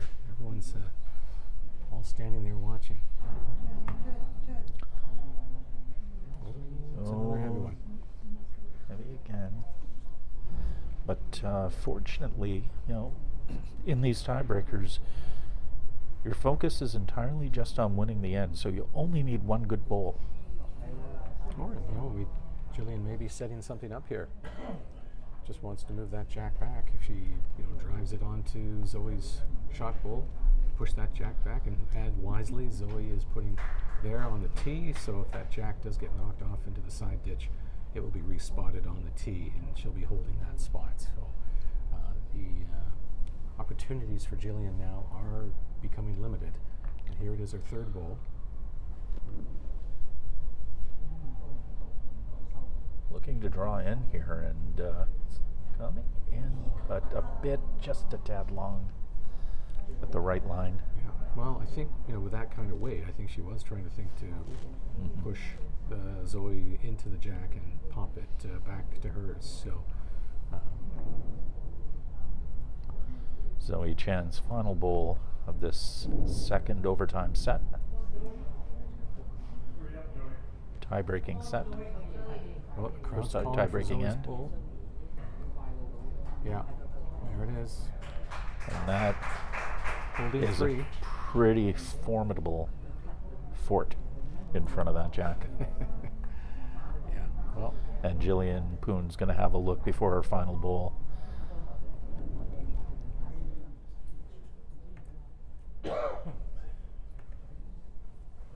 it's not an easy shot here. It's maybe you go to the forehand, but Jillian's not been playing the forehand a lot this match. But I mean, she could come to Zoe's last bowl, which is just above the jack right now, and just draw, just perfect draw, just rest on it, flops back, and so there is an opportunity here to steal it. It will take, it would take quite a special shot. There is room to draw in on the forehand side as well, but it's going to be very difficult here. The risk there, obviously, is if you push the jack into Zoe's bowl there. And She's this coming is backhand. all or nothing for Jillian Poon. The crowd's rumbling. And this is crowd's rumbling, but this is going to end up short. And we have a winner here in the final group match of the Bruce Matheson Open Singles. Zoe Chan coming up victorious over Jillian Poon in a fabulous match that ends in a tiebreaker. Indeed. And Jillian Poon, who played so well in that first end and took an 8-4 commanding win in the first set. She commanded it, yeah. She was getting everything right there. But Zoe, the more experienced bowler, patient, came back, and now with that victory, Zoe has pretty much signed her ticket to the quarterfinals. Pat Bird won his last one, getting 6 points, but with Zoe's victory here, she goes undefeated in Group E action, so she will be representing her group going into the quarterfinals, which will be coming up very shortly. In approximately half an hour, we're just going to find out what happened in Group G to see whether Rainbow Lung or Alexis Vandenbos of Seattle will be moving on to the quarterfinals. We will sort all of this out, and we will be back at 5 o'clock Pacific time for the quarterfinal of the Bruce Matheson Open Singles here at the Pacific Coast Open. Thanks for joining us this afternoon. Stay tuned. We'll be back in about half an hour, in less than half an hour actually. So for Rob Berridge, I'm Bill Curry. Thanks again for joining us, and stay with us for the rest of the Pacific Coast Open.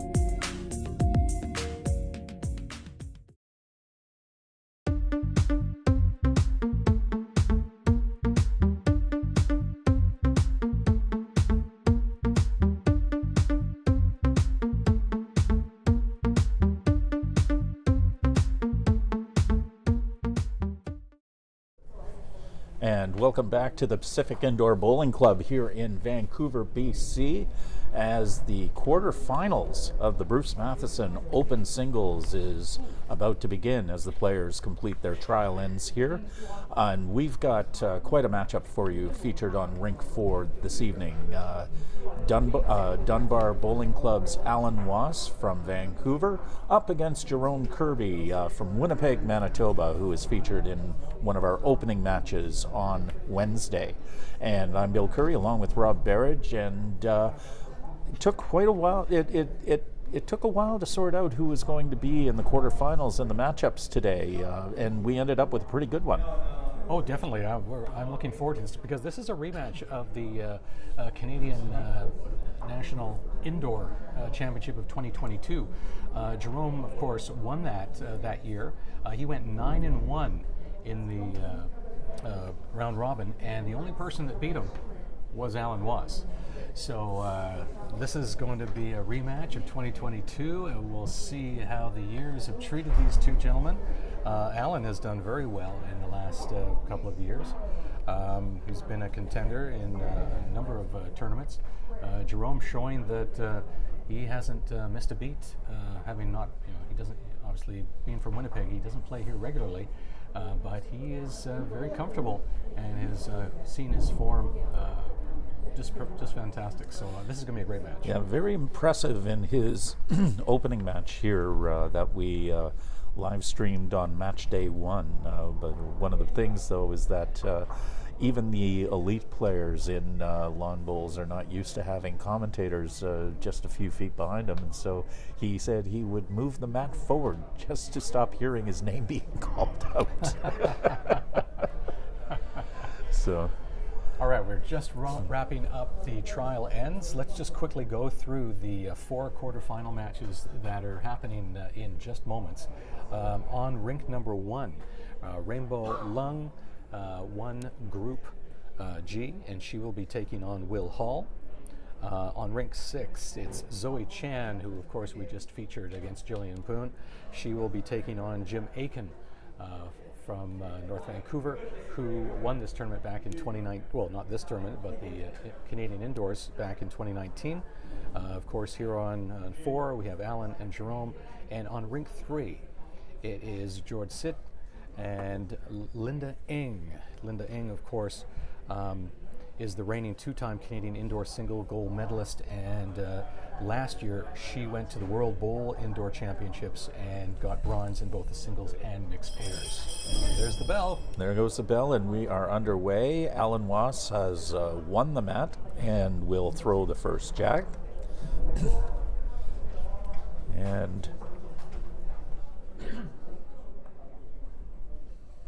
And our marker today is Monique Lamoureux of PIBC and Stanley Park Lawn Bowling.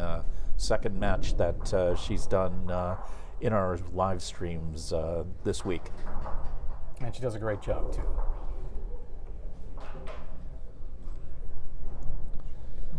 Alan Wass with the green bowls. Jerome Kirby will have the red bowls in this match. So we shouldn't get this confused. Absolutely not.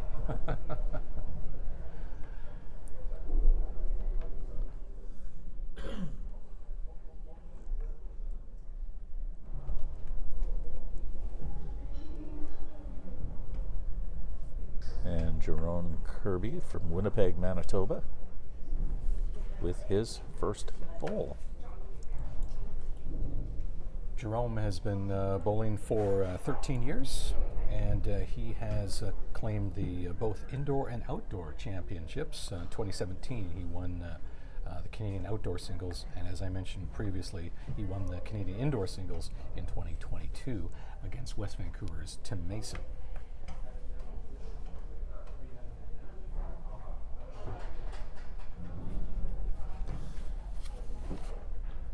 And Wass drawing just in front of the jack after both players trade back bowls.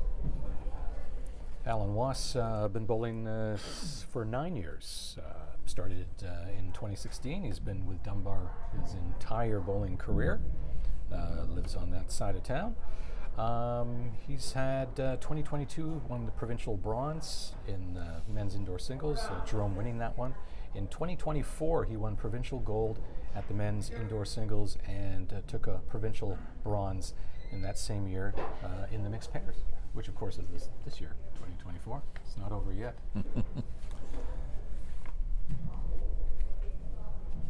And right now, Alan Wass holding one at the moment.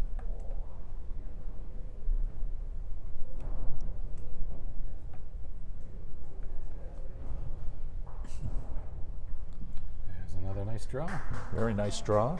Settles right in there.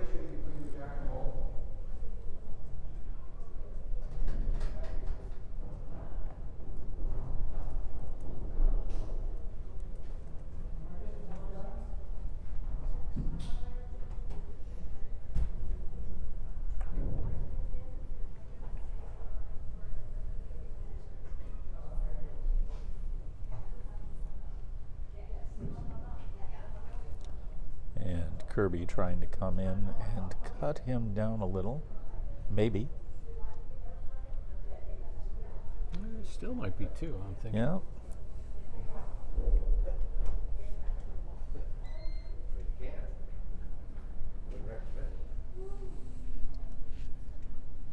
Jim Aiken over playing against Zoe on rink 6. Now he's one of those characters that I don't even know how many. I don't think I can count as high as many years as he's been bowling. He was a member of the national team some years ago, but in 2019 when he won the provincial indoors here, he hadn't been in here for 2 years, and he just walked in and he just ran the competition. And he's just one of those natural bowlers. Doesn't take long to think about. He knows what he's going to do, and he's impressive. So we'll keep an eye on rink 6 to see how they're going, as they're drawn away as well. And Jerome Kirby with his final bowl of the opening end, and it's a beaut as he settles right in on Alan Wass's shot bowl, and now he is holding shot. There's a steal. And Wass will have a quick look, but that is one, and that is an excellent start to what we think is going to be a pretty top-notch match here. Well, in the quarterfinals, you'd expect nothing less, I'd say.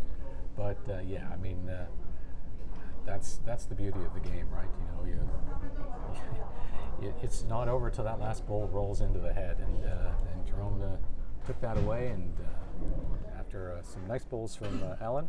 But we'll keep that, our fingers crossed that we can have every end that interesting.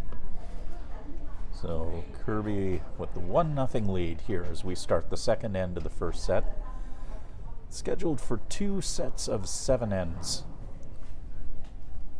Now this being quarterfinal, we are in a knockout stage now, so differential is doesn't come into play in this case. So if we get down to the last end of the second set and the opponent who's behind can't, if he's down by more than 4, the game's over. There won't be any play any further. Mm-hmm.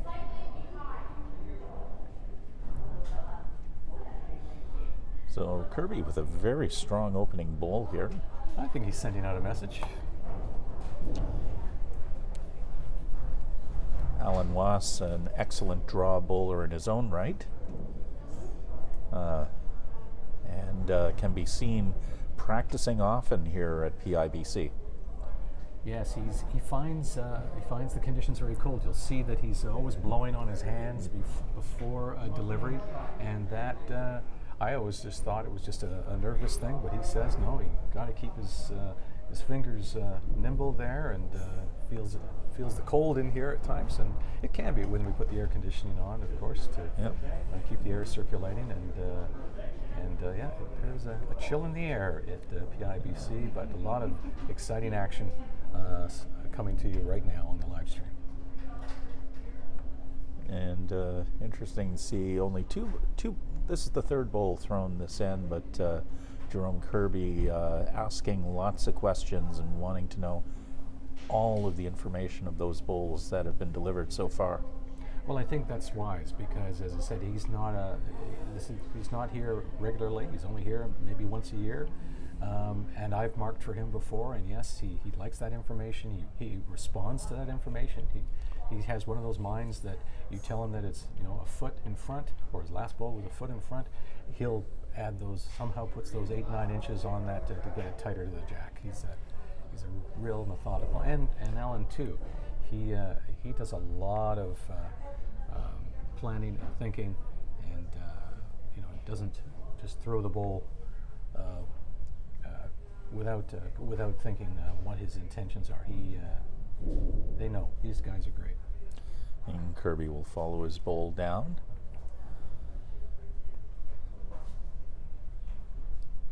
So he played on this rink on Wednesday, so he's not unfamiliar with the conditions here.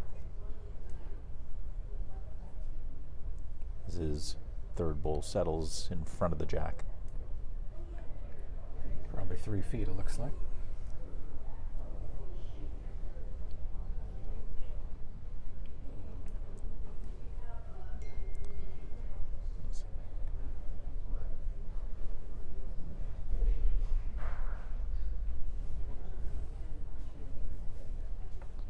And Was. Little offline on that one. Yeah. Little uncharacteristic for him. Also light. Well, you can bet the fourth bowl is going to be Oh, yeah. a lot tighter, I'd say.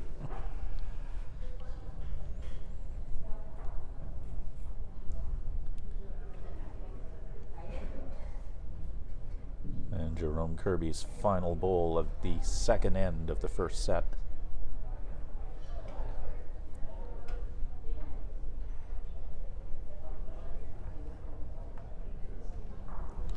And looking to come into the inside, will still pull up short, but well, there's still an opening there. So, but still, Yeah, some potential. I think Alan could certainly draw onto Jerome's bowl there and just sit, just like what Jerome did to him last end. So let's see how Alan Was responds here with his final bowl.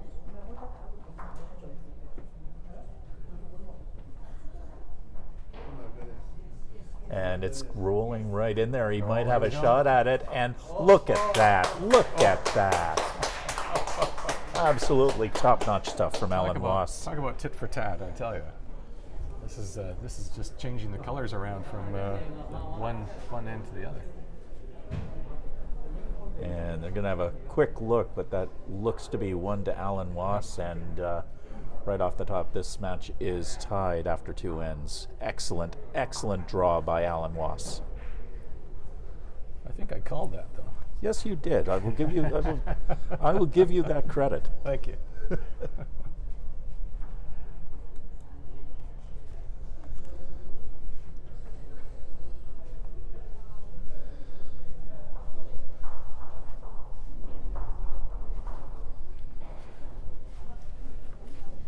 And Was sending it all the way down to the tee. Going to play tee to tee here. Well, not quite. Not quite. Not quite. About a half 32. yard. 32 meters. Not About, quite about 33. half a yard in front of the tee with the mat. Doing just a quick look around the other quarterfinal matches. George Sitt has just got a point on the board after 2 ends, so Linda Ng is leading 3-1 over George Sitt. They are both from Richmond, so I'm sure they know each other's games quite well. Will Hall just scored 2 in the second end.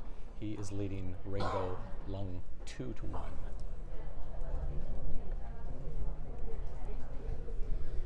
As Kirby will connect with the jack, just touches it very slightly.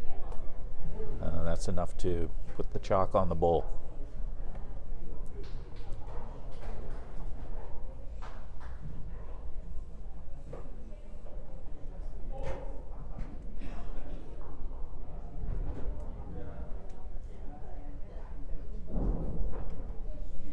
Alan with the correction here. It's right on line. Could be him. Oh, just Pulls up. In fact, probably to his benefit, it didn't touch with Kirby's bowl just behind.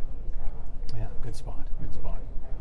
Well, looks like Jerome put a bit more weight on this one. Maybe he's thinking of taking Alan out of the picture here. We'll see.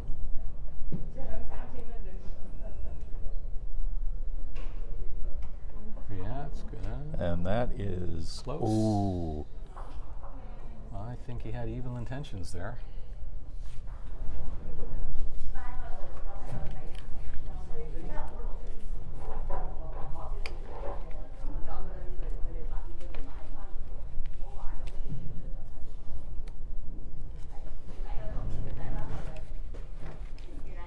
Alan Wass holding one here in the end.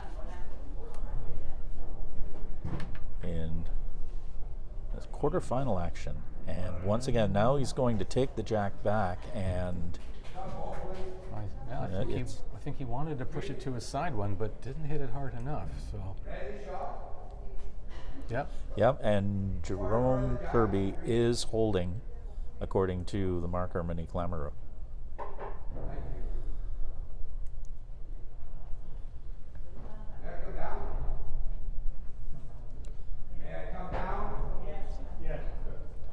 Okay. Normally the rules are that you can visit the head after your third bowl or your fourth bowl, but you do have the option that you can ask the marker's permission to visit early. Alan's going to go for the walk as well. Why not? Yeah. Get a look at the head. In this case, the players seem to have agreed that it's probably worth it. But yeah, it's like you said, it's not it's not ordinary to ask before the third bowl, but it's certainly allowed under the rules. Well, generally you would do that when it is close like this, where it's hard to tell in the head, where the marker can only give you so much information. Sometimes you sort of need to know. It's maybe not necessarily the shot bowl that he's interested in. Maybe he's looking for something like a side bowl, wing bowl to try to wick in off of, or something like that. So.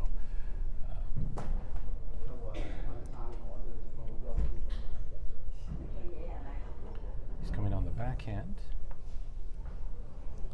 And going wide, it could be a bit too much weight. It's gonna drop in the ditch, unfortunately. I've often had that experience where I visited the head and I thought too much about it and probably had the worst shot. I should have just taken the shot when I had the inspiration.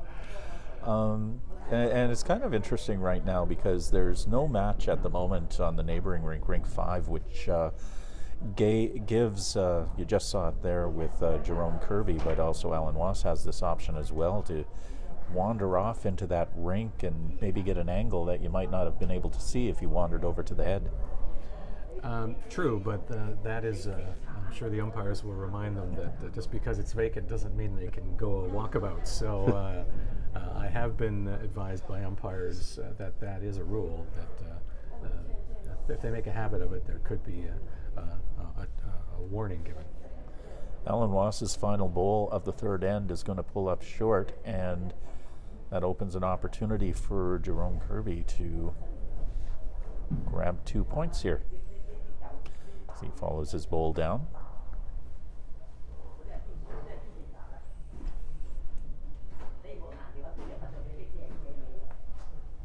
And will it have the weight and the distance? It certainly pulls up next to the jack, but we'll see. We'll see what they think. And it's at least it looks to be 1 to Jerome Kirby. No, it's Alan. Oh, to Alan Wass. Actually, Alan Wass takes the point. Wow. Yeah, we were mystified on that one. Yeah, and the camera angles do not tell all. So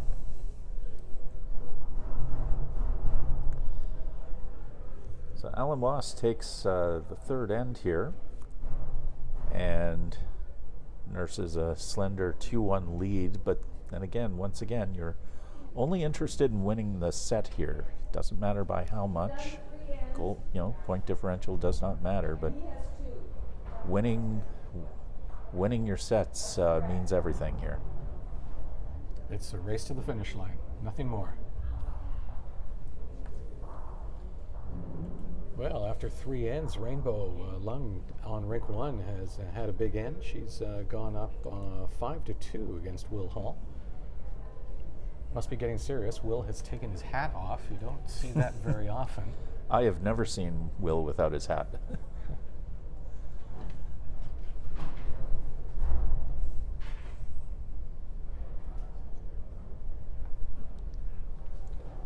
Opening bowl from Allen. Good weight. Just off to the side there. Just a reminder, the players are winning for $1,500 first prize. Runner-up, $1,250. Third place, $1,000 here at the Bruce Matheson Open Singles. Quarterfinal action today. Jerome Kirby from Winnipeg against Alan Wass from Dunbar here in Vancouver. Here on our feature game on rink 4.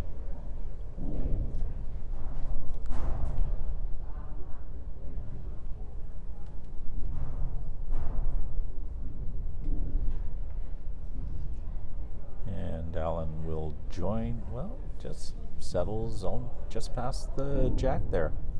For a moment it looked like he was going to join Kirby in the back there. Update on rink 6. Zoe Chan just had a big end in the third, now taking a 5-1 win, or lead, over Jim Aiken. There's a solid bowl from Kirby, just brushes behind the jack, but that's a very good spot for him.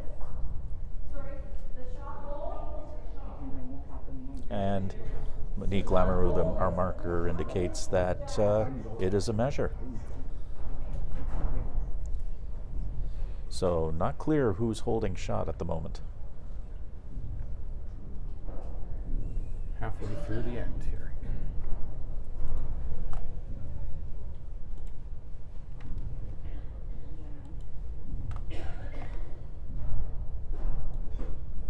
Alan Wass, a bit of a saunter here, following his bowl. And nice weight. Nice weight, Does he get the flop? and Another contender. yeah, this is, it's anyone's guess who's holding at the moment. Well, if we have a gymnastics club above us here in Riley Park. If they start thundering, that he may get the flop. We'll wait and see. Kirby with his third bowl here, and look at that. That is such a great draw by Jerome Kirby.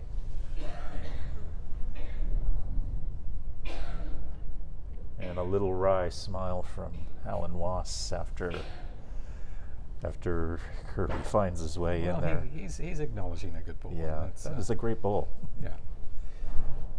And once again, two players who are hardly unfamiliar with one another. That's true. Back in 2022, they played in the Canadian Indoor Championship. Jerome winning that one, and Alan finishing with bronze. But Alan was the only player to beat Jerome in round robin play. So yes, this is proving to be a rematch of 2 years ago. Alan Wass with his last bowl trying to respond to Kirby's excellent shot.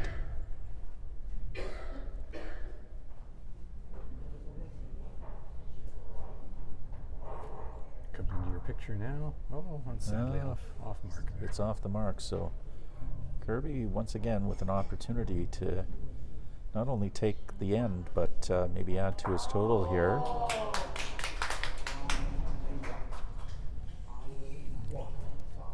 And here it comes. It's coming into the head here. And maybe, and what a great shot by Kirby, as he's got at least two here by the looks of it.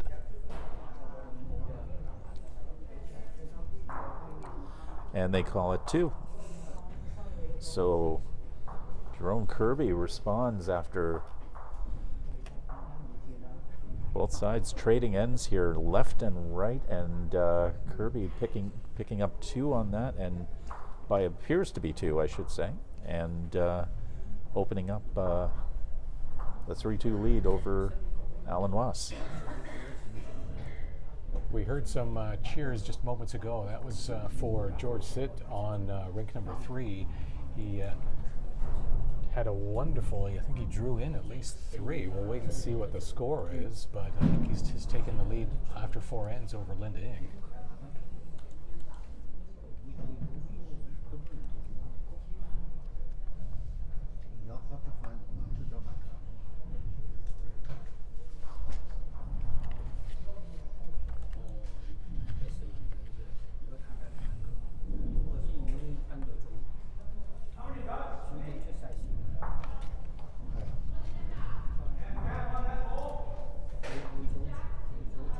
Yes, indeed.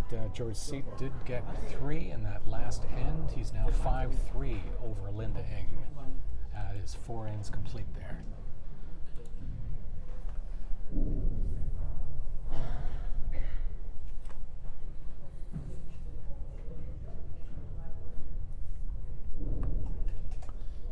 And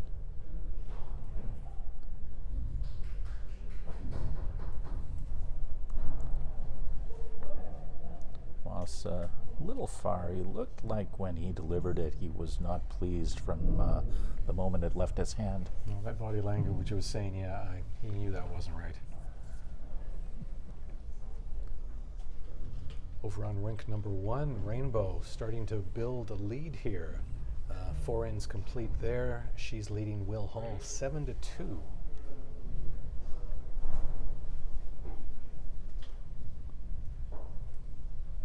Just so you know, Bill, Will has put his hat back on.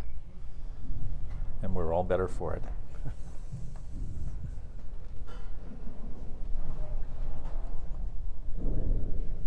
Better bowl from Was this time, and Great correction. that's how you respond.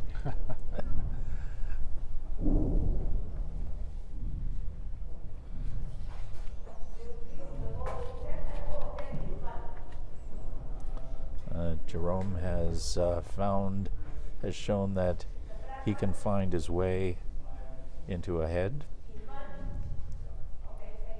Oh, Jerome off the pace. This one there. is way off, unfortunately. Right near the boundary. So I'll stop talking now.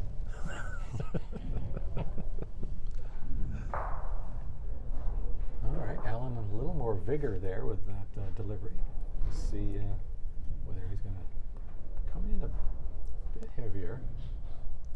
But perfectly placed, Yeah, though. nice spot. Yep.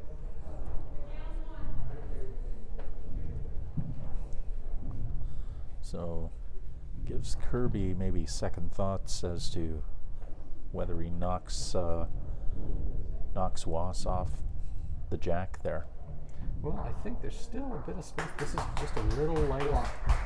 Yeah. So I think his intention was, I mean, there's a chance there he could have drawn, right? But that bowl, those last 2 bowls of his were certainly off the mark. So a chance for Alan now to, as we've been swapping ends here, for him to get a couple more back.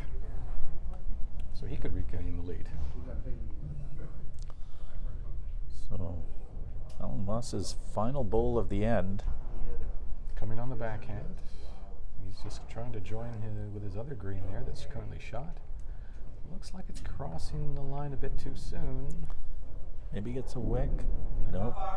Weight's good, but Yeah. Does no harm. 1 down, we're tied up. So once again, these 2 elite caliber bowlers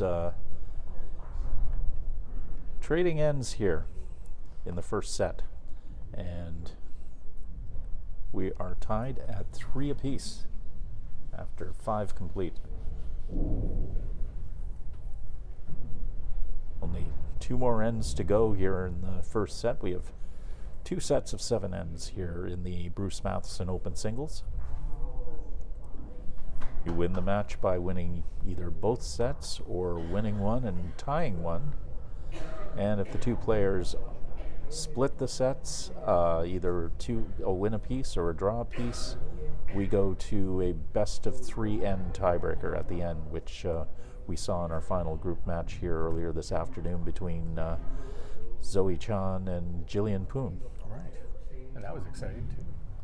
And speaking of Zoe, she is her lead over Jim Aiken is growing. It's now 7-1 after 4 ends. Though Jim is holding shot at the moment.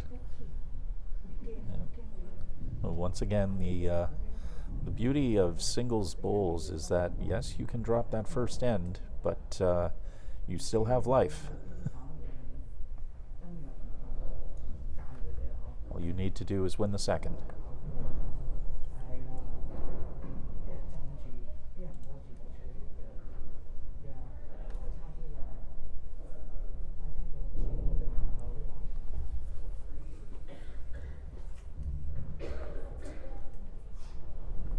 Jerome with a little bit of extra weight here, commanding the back. Allen with the shot just beyond the jack.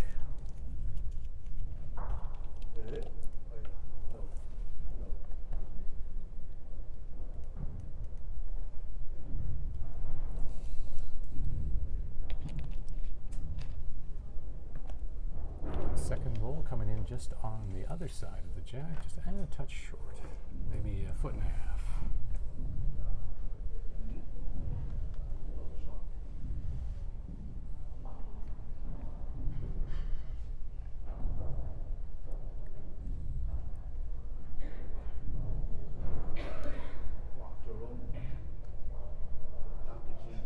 This is looking better from Kirby. Maybe a little heavy. Didn't quite turn in there. A good solid second.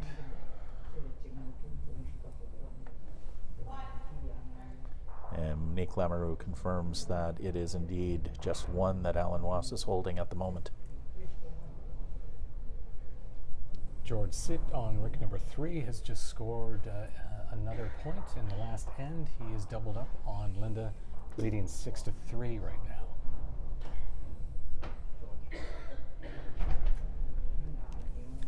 And Wass with the back bowl joining Kirby, who's down by the tee. That's a smart move. An ounce of prevention there. Yeah.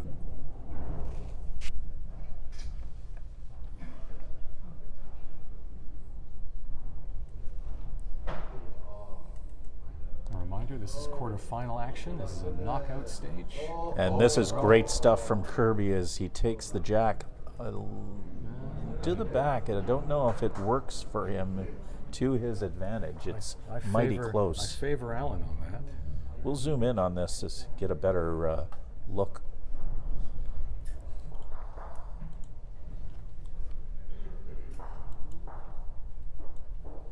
Using our 21st century technology here. There we go. I don't think that I don't see the difference at the moment. It could possibly Kirby. That's right. 2 bowls to come, 1 each. Allen's up next. And there's room.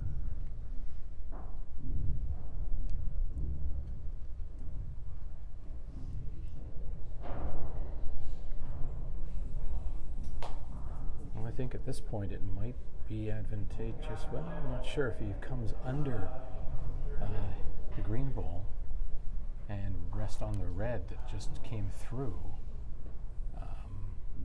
because it's kind of high on the other side. But he's coming forehand, which is maybe a smart idea. Oh, no, Rex on his own.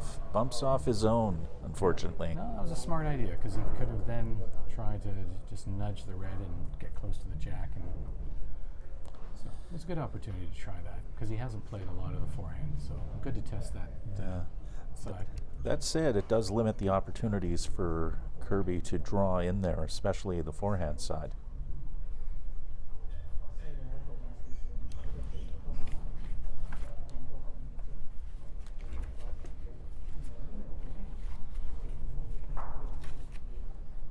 Jerome Kirby's final bowl. He's bowling arrows, the dynamic. So, yeah, I think he could play off of the green on the far left-hand side. Yeah. Arrow has the dynamics to have a good finish, mid-bias. Could pull in there off the green or just under the green.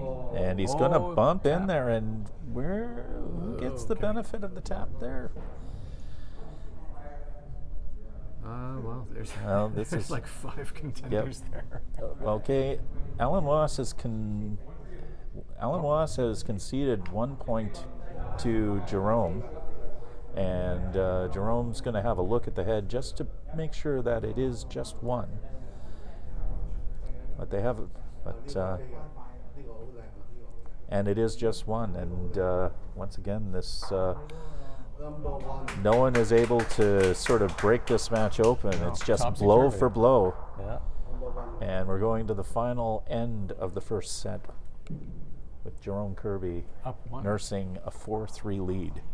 And this has been a great start to this quarterfinal.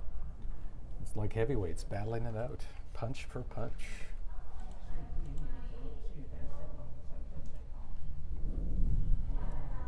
Over on rink 6, set 1 is complete. Zoe Chan has taken that over Jim Aiken, so they're just starting their second set now.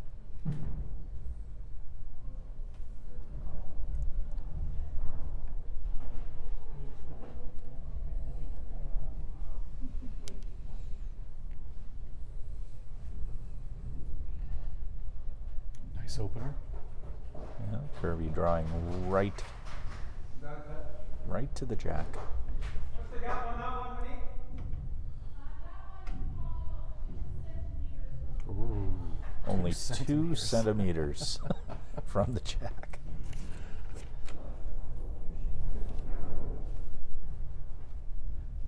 Well, saved Monique some chalk there.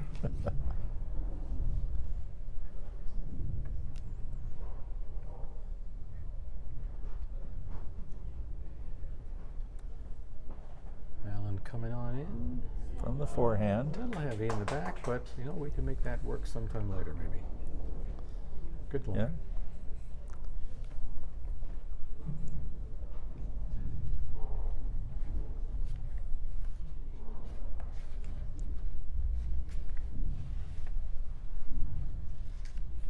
What does Jerome have for us this time? Oh, he's going to match the back there. Yeah, it's going to hang in there.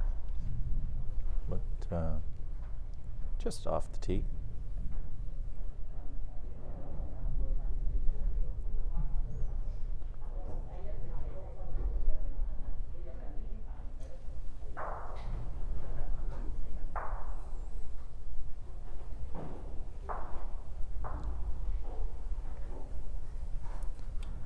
And Wass is just off the jack, but just the right weight.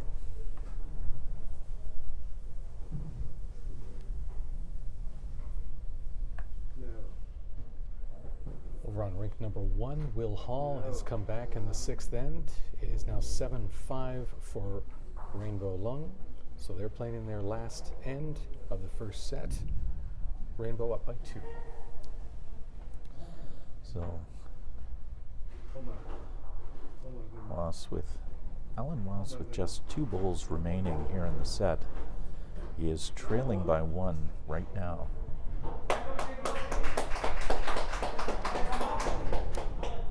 Go ahead. And Alan Wass is asked for permission to come have a quick look at the head before delivering his 3rd bowl. I mean, it's a critical time of the game here in the final end of the first set. You're down 1. Preferably, you'd want to try for an opportunity to pick up 2 and the win here. Definitely. But at the moment, as you can see, it's Jerome Kirby's red bowl that is holding at the moment. We had some applause there just moments ago, and that was Linda Eng responding in the 6th end. She's currently has taken 2, so if I'm not mistaken, she should be just 1 point behind George going into the last end of set number 1. Yes, indeed, that's confirmed. George is sitting 6-5 after 6 over Linda.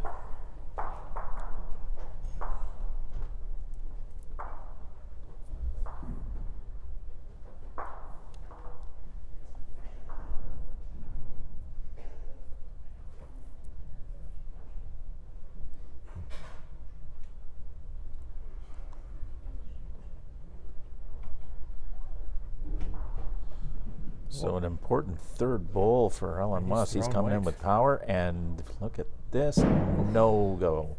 Didn't touch a thing. Right through the house. Unfortunate. He was cranking that up. He must have done about 6 cranks there to load up that cannon of his, but yeah, unfortunately, no contact. An opening here for Jerome Kirby to protect that lead and capture the first set.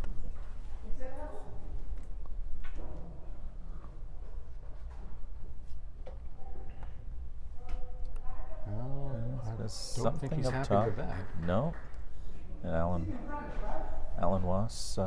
Oh, but then again, I take that back. He's probably putting in the line, so Alan does not have a shot if he's going to throw more weight. He's going to have to do more controlled weight, so it'll bend in to get around the blocker that Jerome's just dropped there in front.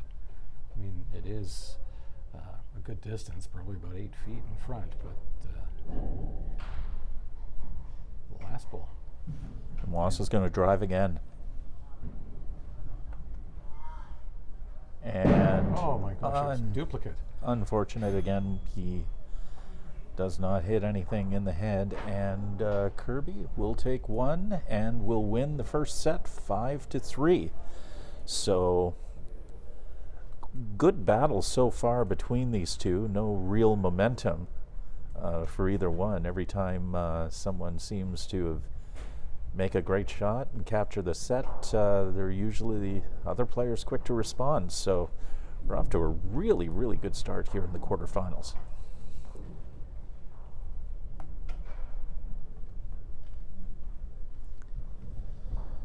And players wasting no time. They launched the jack to start the second set. Well, you know, the adrenaline's flowing right now, right? You don't want to lose that momentum at all. You want to just keep the game going.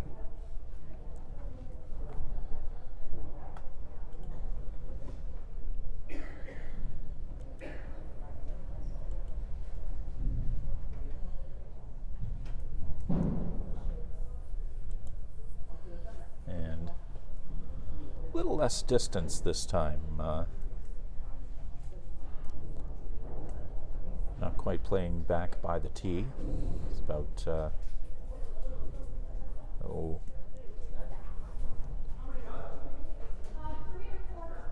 how many yards would you say that is? How many meters? The jack? Or Yeah, the jack. Looks like we're probably just under 30, so 29 and a half.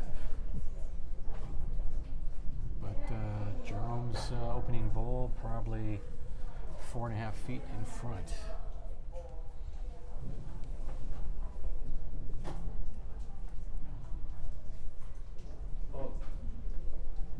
George.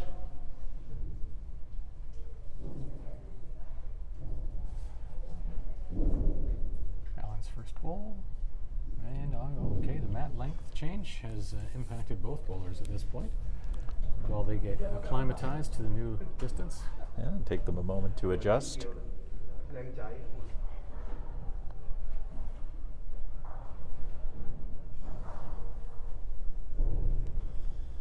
Well, And this is quite uncharacteristic of these two players. certainly not what we saw in the first set, that's for sure. A report on rink number 1, Will Hall making a comeback, scoring 2 in the 7th end. So tying with Rainbow Lung. So their first set is at a tie. So whoever wins the next second set will be the victor here. So Will Hall and Rainbow Lung moving into set number 2, tied in their first set. And that's more like it from Alan Wass, as he's the first to draw into towards the jack and gets the little toucher.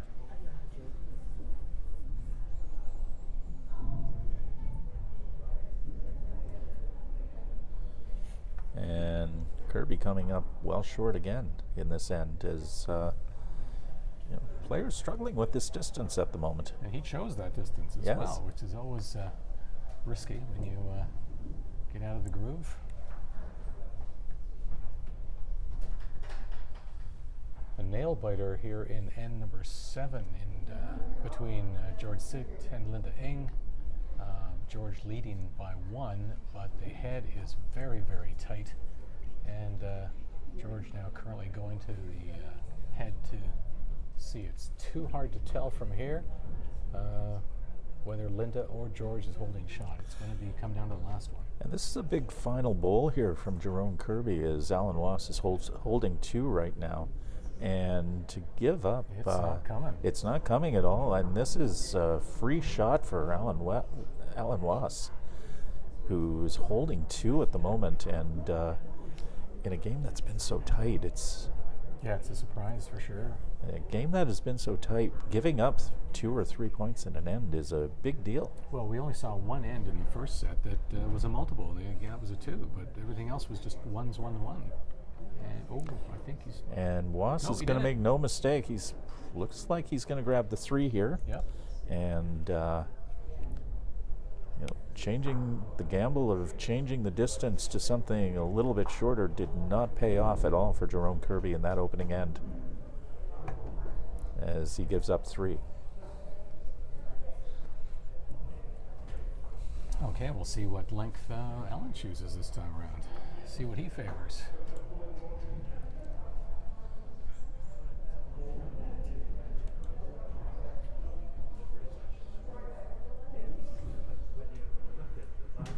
So that's a bright start to the second set here after dropping the first set for Alan Wass. But a close one. Close one indeed.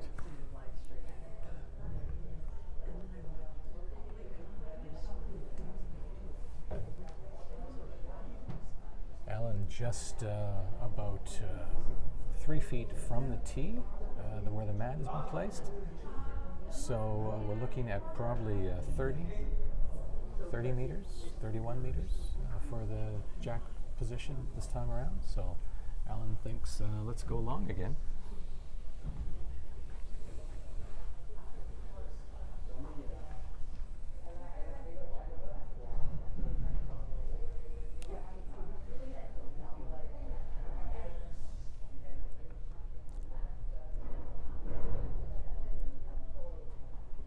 And opening back bowl from Alan Wass.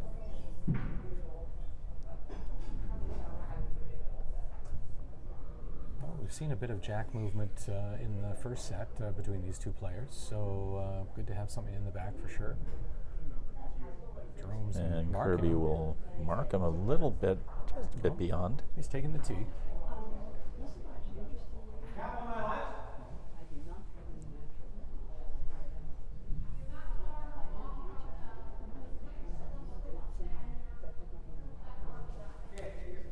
Okay.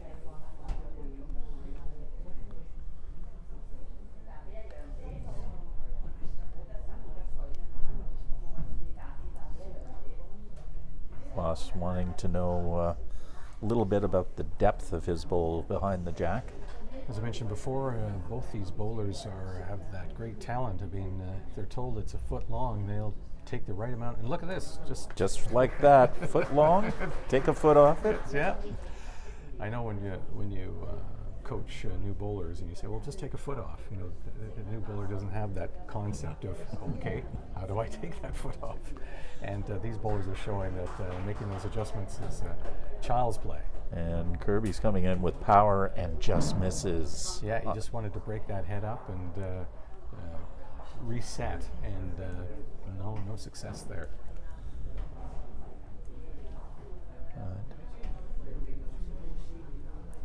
That said, I mean, it's on your second bowl. It's okay to take a gamble every once in a while, Sure. because you know you've got lots. You still have lots left in the tank here.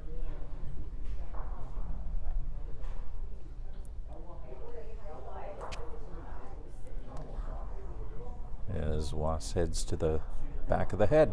He's playing that safe. Oh, an interesting development here on ring 3. Linda came back in the 7th end and got a single to tie it up. So Linda Ng and George Sid are moving into the second set. They are sharing that first set. So some great matches going on today, and some excitement over on ring 6. Zoe and Jamaican are tied. Oh, they're just changing the score now, so that may change.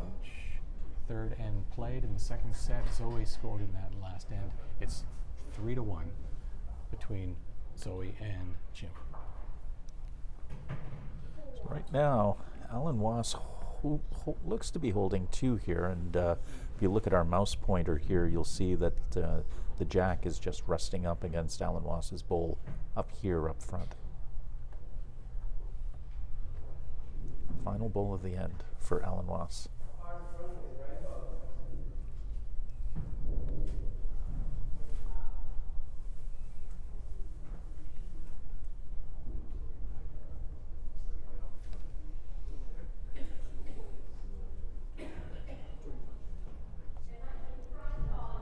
And coming in and lands I think that's what may 3. be a third. Yes.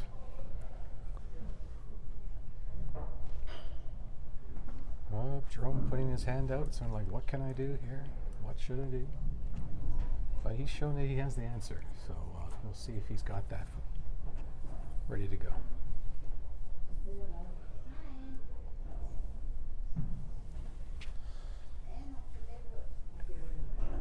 Kirby looking for an answer here to strong end from Wass. And this The one, line's coming in nicely. this looks good. Look at This this. looks so good. Oh, and that is so unlucky. Yeah, that looked like it was going to just touch that jack. At the very least, even if it missed the jack, it could have rested up against the green bowls and maybe chopped it down one, but turns into a huge end, and Alan Wass opens up a pretty commanding lead here after 2 ends in a match that has been super tight, and Wass is well on his way to maybe forcing a tiebreaker here. Well, he's done what he needed to do to get things rolling, and if he keeps that going, yeah, definitely that's where we're going to see this go. But I'm not going to count Jerome out just yet. No, lots of ends to be played here. Well, 5 to be exact. Which is most of the set.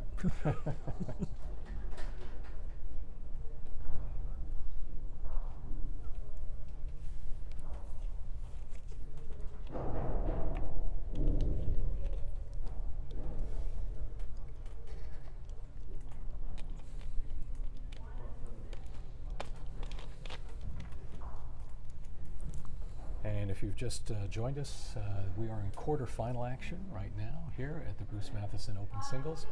The teams playing right now on rink number 1, it's Rainbow Lung and Will Hall. On rink 3, it's Linda Eng and George Sitt. Here on rink 4, which we're featuring, is Alan Wass against Winnipeg's Jerome Kirby. And on 6 is Zoe Chan and Jim Aiken.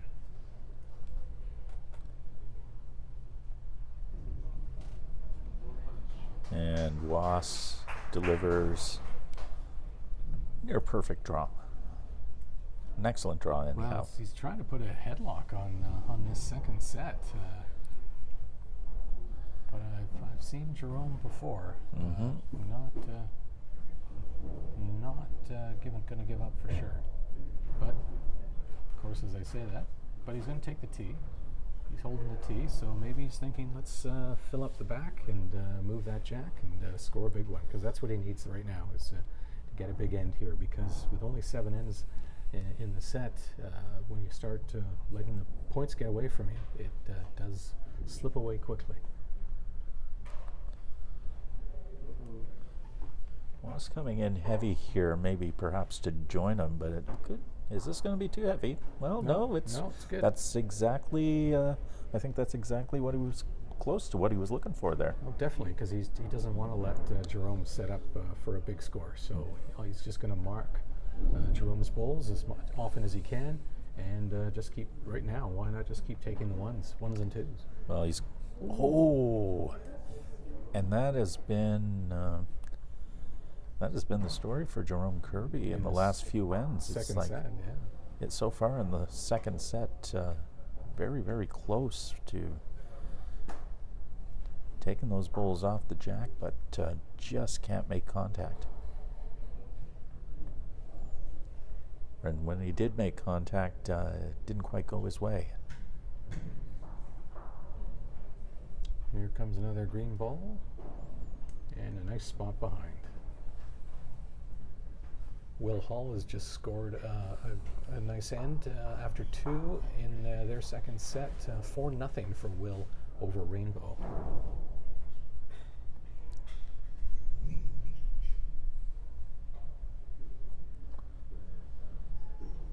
And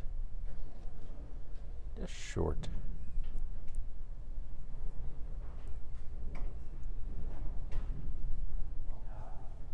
And this is where you have to sort of pull up your socks a little bit, because it's looking like Alan's going to run away with this if Jerome doesn't turn the tide quickly. Just his nature, watching him walk back to the mat, he's looking a little frustrated, and but as we've talked about, if we're going to take this to a tiebreak, he's got to get that momentum back. He's got to go into those best of 3 tiebreak with some confidence. At the very least, you want to be able to break the momentum that Alan Wass has going right now.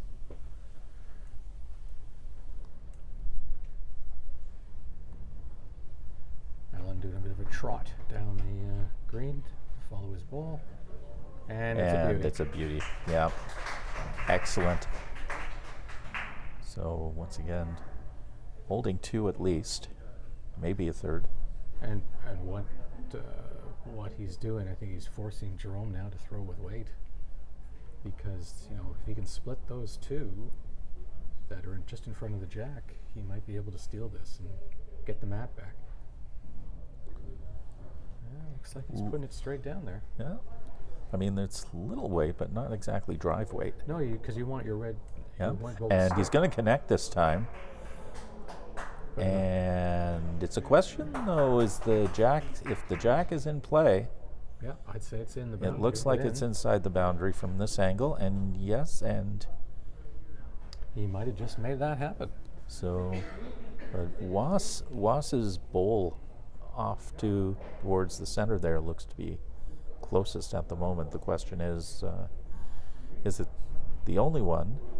They're going to wait for Jerome Kirby to come down, and yes, it is one for Alan Wass as he adds to his lead. So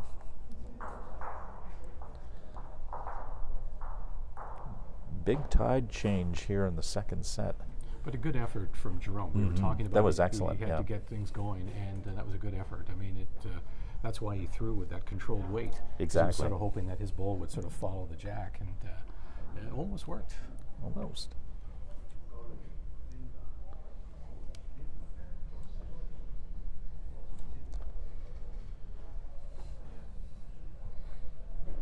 Just doing a quick look around the scoreboards right now.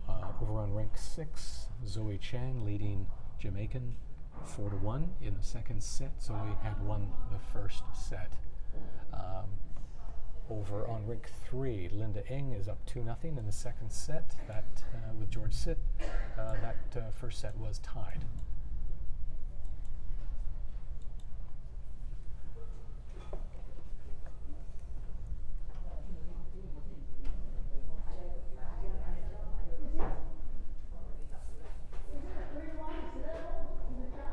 Oh, good spot, good start. Yeah. Only the fourth end here.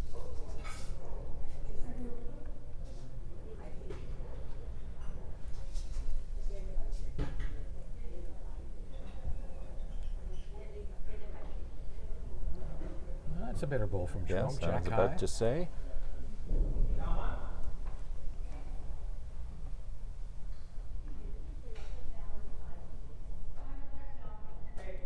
Yeah. And Monique Lemerou says it's a measure. Our Skycam sort of gives the favor to Jerome, though. It does. I just wanted to say Yeah. Skycam. Yep. And we do have sky cams here. Oh, nice There it is response. there, and Wass comes Wow. right in. Beautiful ball. And Alan Wass has certainly picked the right time of this match to find his draw game. Although it's been pretty strong even through the first set. Yeah, as we witnessed, it was back and forth, one back and forth all the time. There comes Kirby again, going to Oh, wick right. in off there, just drifts off It's beyond. too heavy.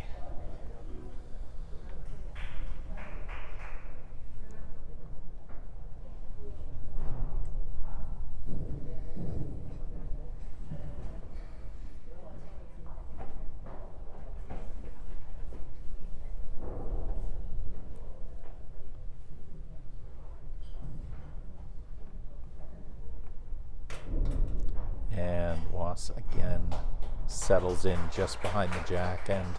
He is in a groove. He's just coasting here.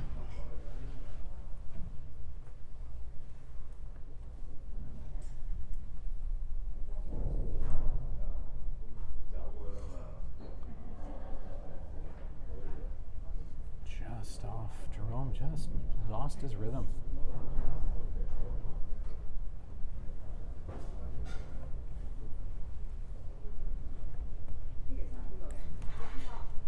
Jamaican just made a big, had a big end there, getting 2 in the 5th end. It's now just a 1-point difference between Zoe and Jamaican right now. Zoe leading 4-3 after 5. 2 ends to go. Final bowl of the 4th end for Ellen Was.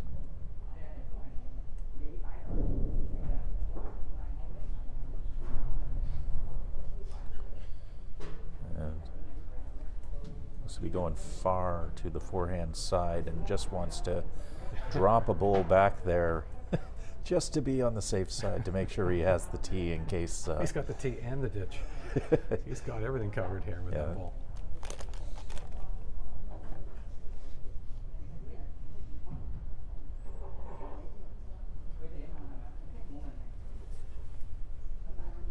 But Jerome's just going to see if he can just get on the board here.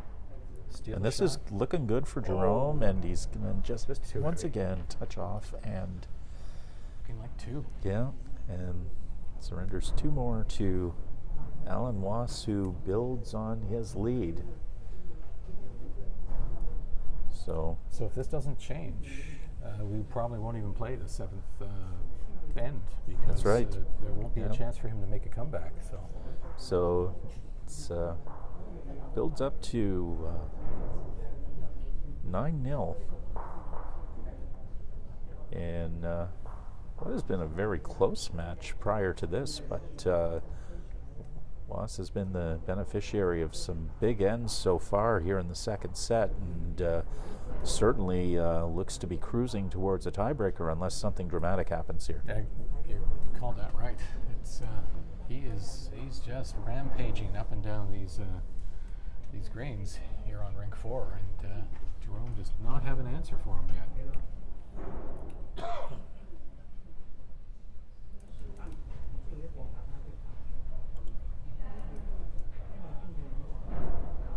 Ellen keeping the mat just ahead of the tee and keeping it about 27 meters.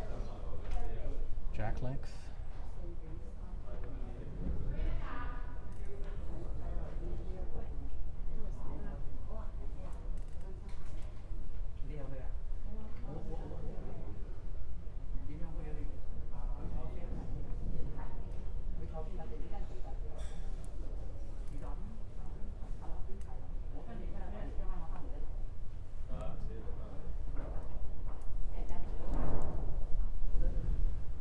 And despite the big lead, certainly don't want to take your foot off the gas at this point, especially when you've got your form working for you.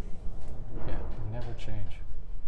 Especially in the tiebreaker, where all it takes is 1 bowl to win a set. Well, the old adage, if it ain't Or broke, do it to don't win fix an it. end, I should say.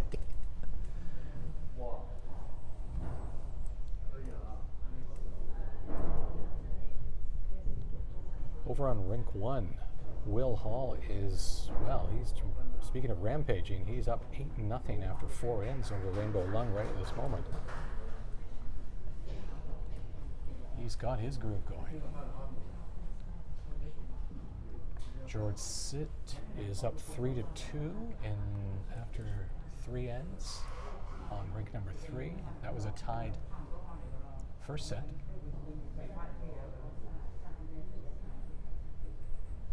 As Kirby's bowl Just hanging on to rolls the off. boundary there. Yeah, still in play.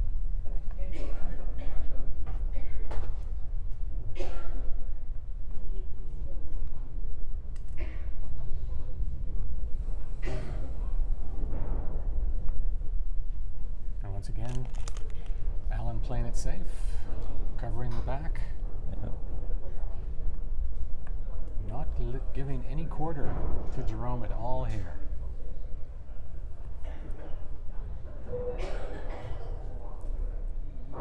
Drawing well, defending the lead, and there's something, and just inches away once again for Jerome Kirby, and it's just been one of those ends. Oh, well, the second set, he's been all around, but it's just not getting a break at all. And we've got other than the two holding for Alan Wass right now, that's a pretty wide open head. True. But once again, that's the strategy too. When you need to make up points, you always play deep, get bulls in the back, work towards moving the jack. That's the strategy. But unfortunately for Jerome, it is just not paid off. He's been just on either side of it so often. Must be so frustrating. And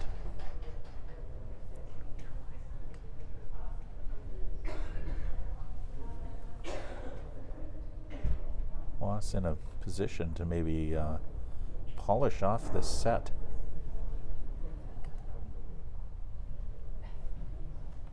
And he'll play it safe just by sending one to the back where Jerome Kirby's back bowls are.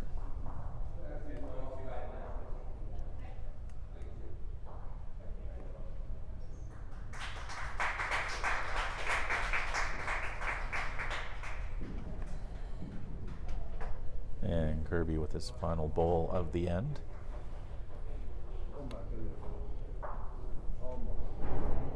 Five in the books, and once again, just So close. inches away from driving Alan Wass off that jack. And that is the end of it. By the looks of it, Alan Wass scoring two and making it mathematically impossible to come back in this set for Jerome Kirby. So We'll be going to a tiebreak right they are away. going right to the tiebreaker. Kirby taking the first set 5-3. Alan Wass with just a commanding performance in this second set, finishing off 11-0. And speaking of commanding, our first quarterfinal is complete. Will Hall has defeated Rainbow Lung with a commanding second set. It was a very close in the first set. They tied the set, and Will just scored another big end. And once again, mathematically impossible for Rainbow to get back in with the remaining ends left in the set. So Will Hall moving on to the semis. Meanwhile, here on Rink 4, we will play a best of 3 end tiebreaker, and the score of each end does not matter. The first player to win 2 ends of this 3 end tiebreaker will win the match and advance to the semifinal. Kirby has won the toss for the jack and delivers one deep.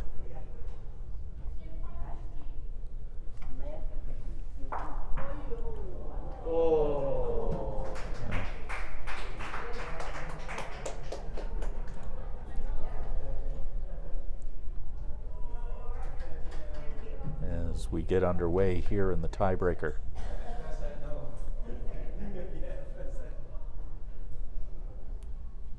Over on rink number 6, Jamaican has made a comeback, and it is tied 4-4 going into the last end of the second set. Now Zoe won the first set, so Jim needs to win this end to take his match to a tiebreak. Otherwise, Zoe Chan will be our next semifinalist.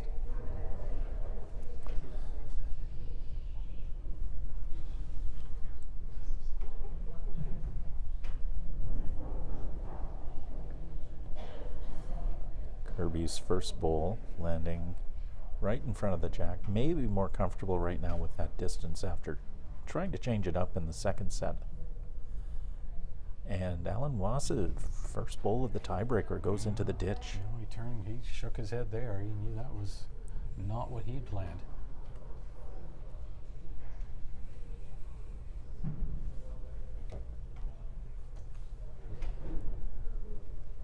Over on rink number 3, it is a tight battle between George Sitt and Linda Eng. Linda's last bowl is just off the mark, but she will be scoring at least one and tying that up here in the second set.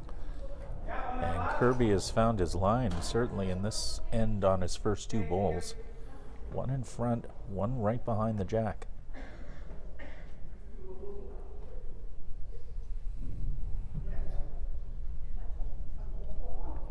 And lots of space in front and behind, but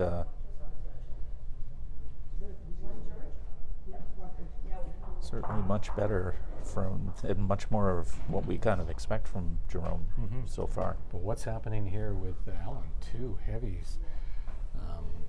You know, it's all about winning the end. So a draw is all we need right now.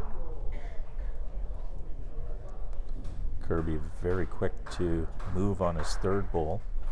Maybe capitalize a bit on that momentum, but he comes in heavy as well. But it's going to stay. It's going to freeze up. It's going to match where Wass is at the moment. He's marking Alan's bowl, making sure that if Alan has intentions of moving the jack back, he's got that covered. Sort of reversing the rules, because in the second set, that was what Alan was constantly doing, was taking any opportunity away from Jerome for taking the bowls back for multiple scores.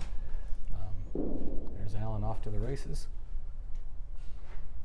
Coming in on his backhand. Let's see where this one goes. A better bowl? Yeah, better bowl, but pulls up. It's not shot, it's maybe second.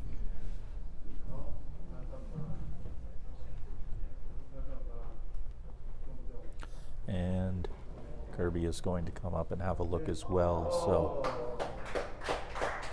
following his bowl up.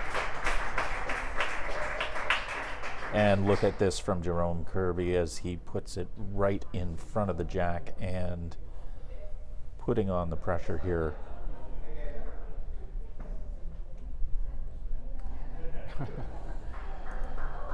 Well, a little bit of fun happening over on rink 6. As we mentioned earlier, Jim Macon had to win this end to force a tie break. He just came up short, and he just, with a bit of a smile, wry smile on, he just put his foot on it, just pushed it a little further ahead, but it was already in the books. Zoe has won the second set, so she wins both sets. She'll be going on to the semifinals, joining Will Hall as our 2 first semifinalists.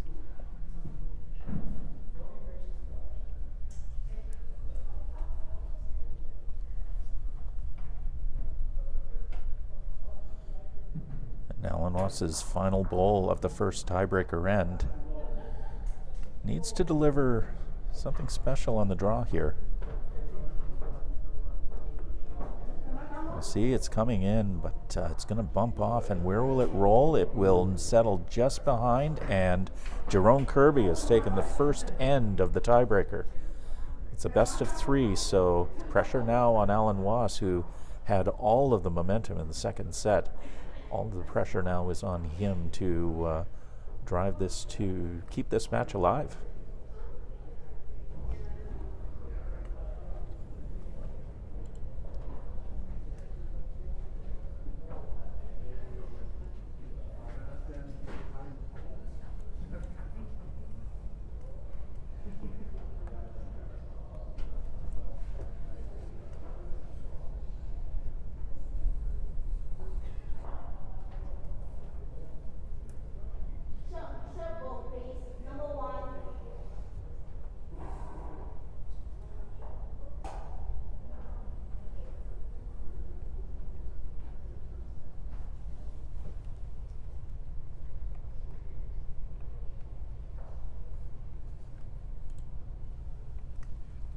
About just 30.5 meters is sort of my guess at the length of this jack moving into the second tiebreak. If Jerome Kirby wins this end, it is his match. Alan's got to win this to stay alive. And the opening bull pulls up in front.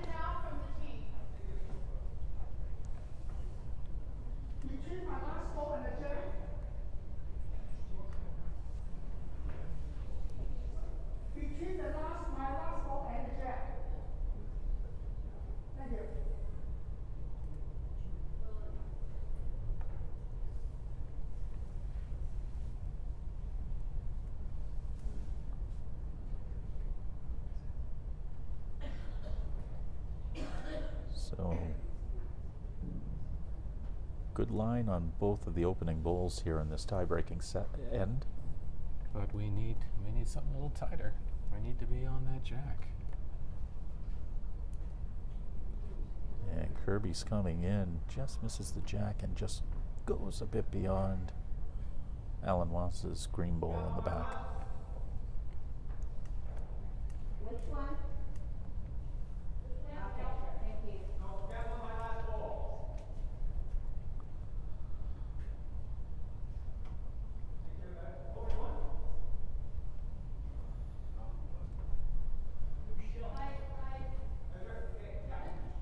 Yeah, it is close between the two, but you hope that it wouldn't be that close after the next Yeah. few bowls. Alan Wass was a little wishful thinking that he was holding there. He's going to have to bring this one in tighter. Coming in on the backhand. Swinging in. And There this we go. one will be enough to That's it, he's holding. take the point and at least hold the point for now.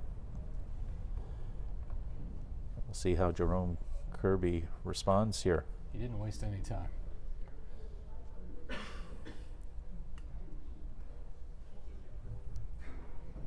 Now, He's that- going to that's- talk it in. that is Jerome Kirby. I was talking to him about that. It's his thing, you know. He often likes to converse with his bulls, and he says he calls himself a bull whisperer, but I don't know, that sounded pretty aggressive there. I think he was bullying that bull in.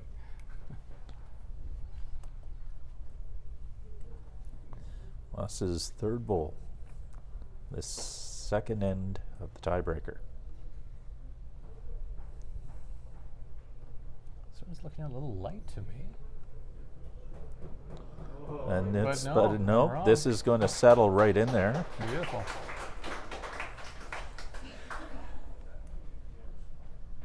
And holding two. And keep in mind here in the tiebreak, it is not the score that counts in the tiebreak, it's just winning the end.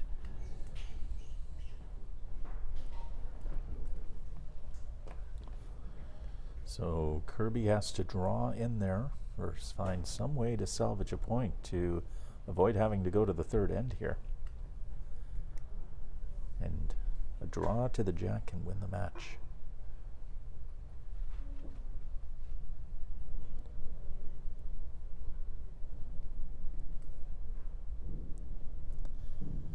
And Kirby's final bowl.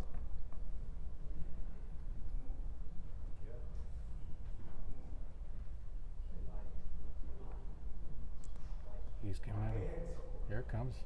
Here it comes. It's going to bump in. It's not enough. not enough. And we are going to the final end for the tiebreaker. So Alan Wass, who had some issues with weight in that first tie-breaking set, certainly found his form at least enough to That's all you need. force that final end. So he's declaring his last bowl, and Yeah. We are moving on to number 3, third end tiebreak. This is it. This is for all the marbles. And over on rink 3, there's quite the battle going on with George Sitt and Linda Ng. They've just completed 4 ends, and Linda has won that end. We're just waiting to see what the score is. Currently, George is up 4-2. We'll see what Linda scored there to see whether she's actually moved ahead or is it close. She just scored a 1, so George still up by 1 after 4 ends.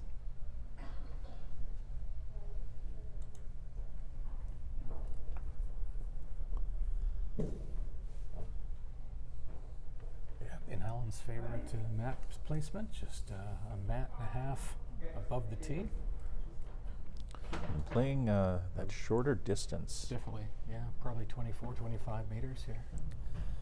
And this was the distance that Alan found quite a bit of success with in the second set. And there you go. No doubt right there. Strong open.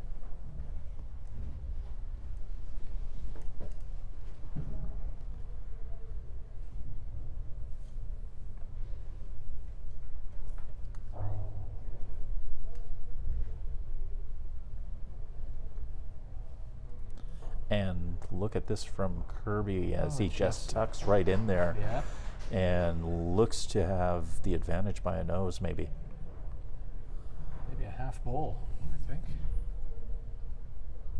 See how Alan responds here. I mean, they are probably about 10 inches in front of the jacks, so still room to draw. Alan's coming on the forehand here, and good line, just a little heavy. Which one is number 1, please? How much space between red and the white? Jerome asking very distinct questions. Doesn't waste time.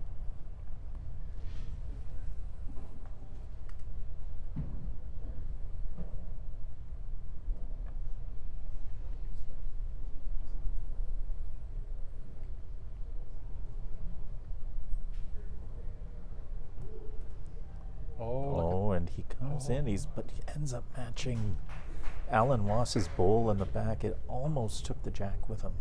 So close. But it's a good spot to be if that jack moves.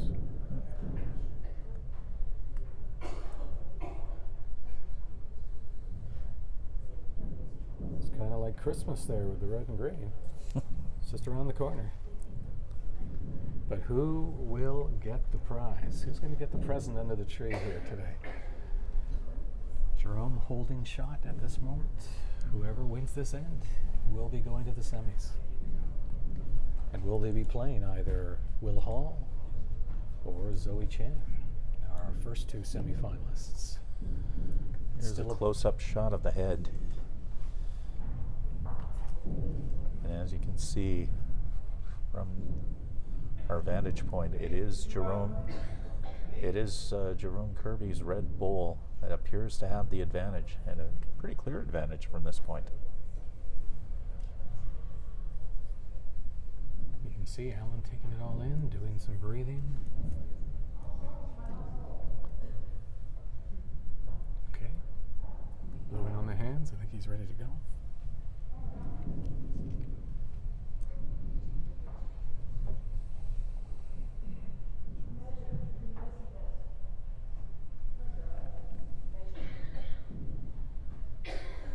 He's favoring the backhand here, maybe nudging his up. That's the intent. Oh, just missed it. Just nudges his own Just ball. missed. And everything stays the same. It's a bit spicy.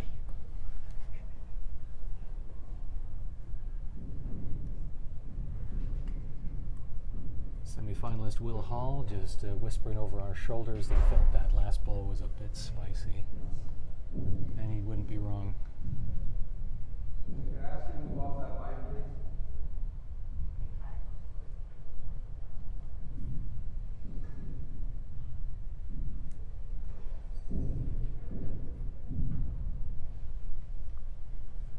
All right, red ball on its way.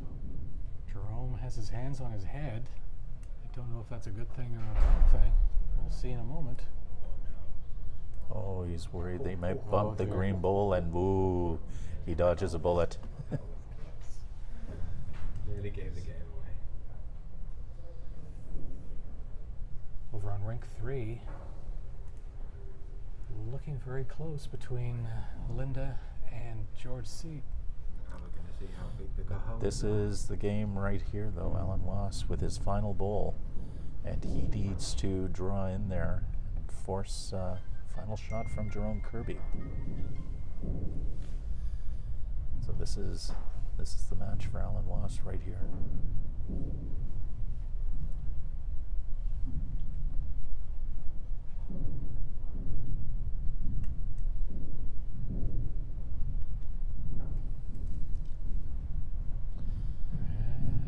Here we go. Final bowl of the tiebreaker. Too wide. It's over. Coming in wide. Game over. Oh, nothing gets away. There's coming in, Oh. and that is it, and that will do it. And Jerome Kirby. Books his ticket to the semis. Yeah. Jerome Kirby wins the tiebreak, and it was a fabulous match from start to finish. These two great bowlers trading blows in the first set. Jerome Kirby coming out on top of that 5-3. Alan Wass really finding his form in the second set, just with a dominant 5-end Just performance. commanded. Yeah. 11-0, but Jerome Kirby found his form certainly in the tiebreaker and with those clutch shots, and as a result, the Winnipeg bowler will find his way into the semifinal round and will be playing on Sunday morning. The only out-of-towner left in the contention now. Everyone else is from BC, so he's representing the Outlanders here.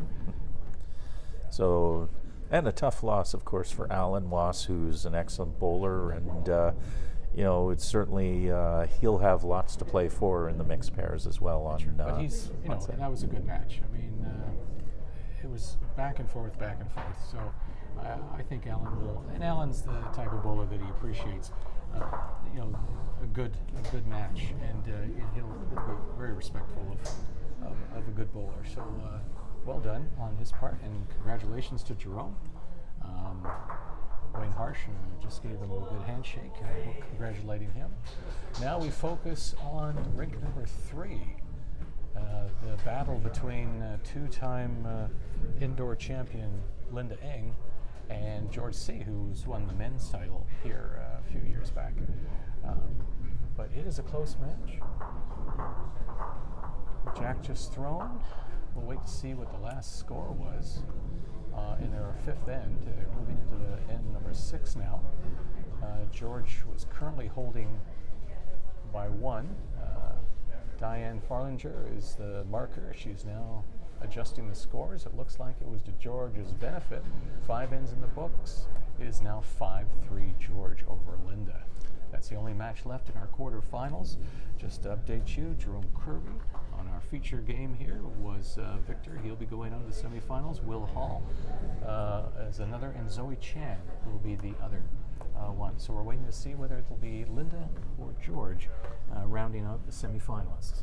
And we will give you that news tomorrow when we resume our coverage of the Pacific Coast Open. Tomorrow, Saturday, we have matches at 1 o'clock and 3 o'clock in the afternoon Pacific time, and I hope you'll join us all on YouTube as the Pacific Coast Open Mixed Pairs Tournament final matches of the group stage resume. And then, of course, on Sunday, October 27th, you can join us all day for a great day of championship bowls as we bring you the knockout rounds for both the Bruce Matheson's, the knockout rounds and the finals, I should say, for the Bruce Matheson Open Singles, as well as for the Pacific Coast Open Mixed Pairs. So hope you'll join us for what should be a thrilling finish to what's been a great tournament so far. That will conclude our coverage for this evening. Thanks for joining us. Hope to see you on Saturday. And for Rob Berridge, I'm Bill Curry. Thanks again for joining us, and we'll see you again on Saturday.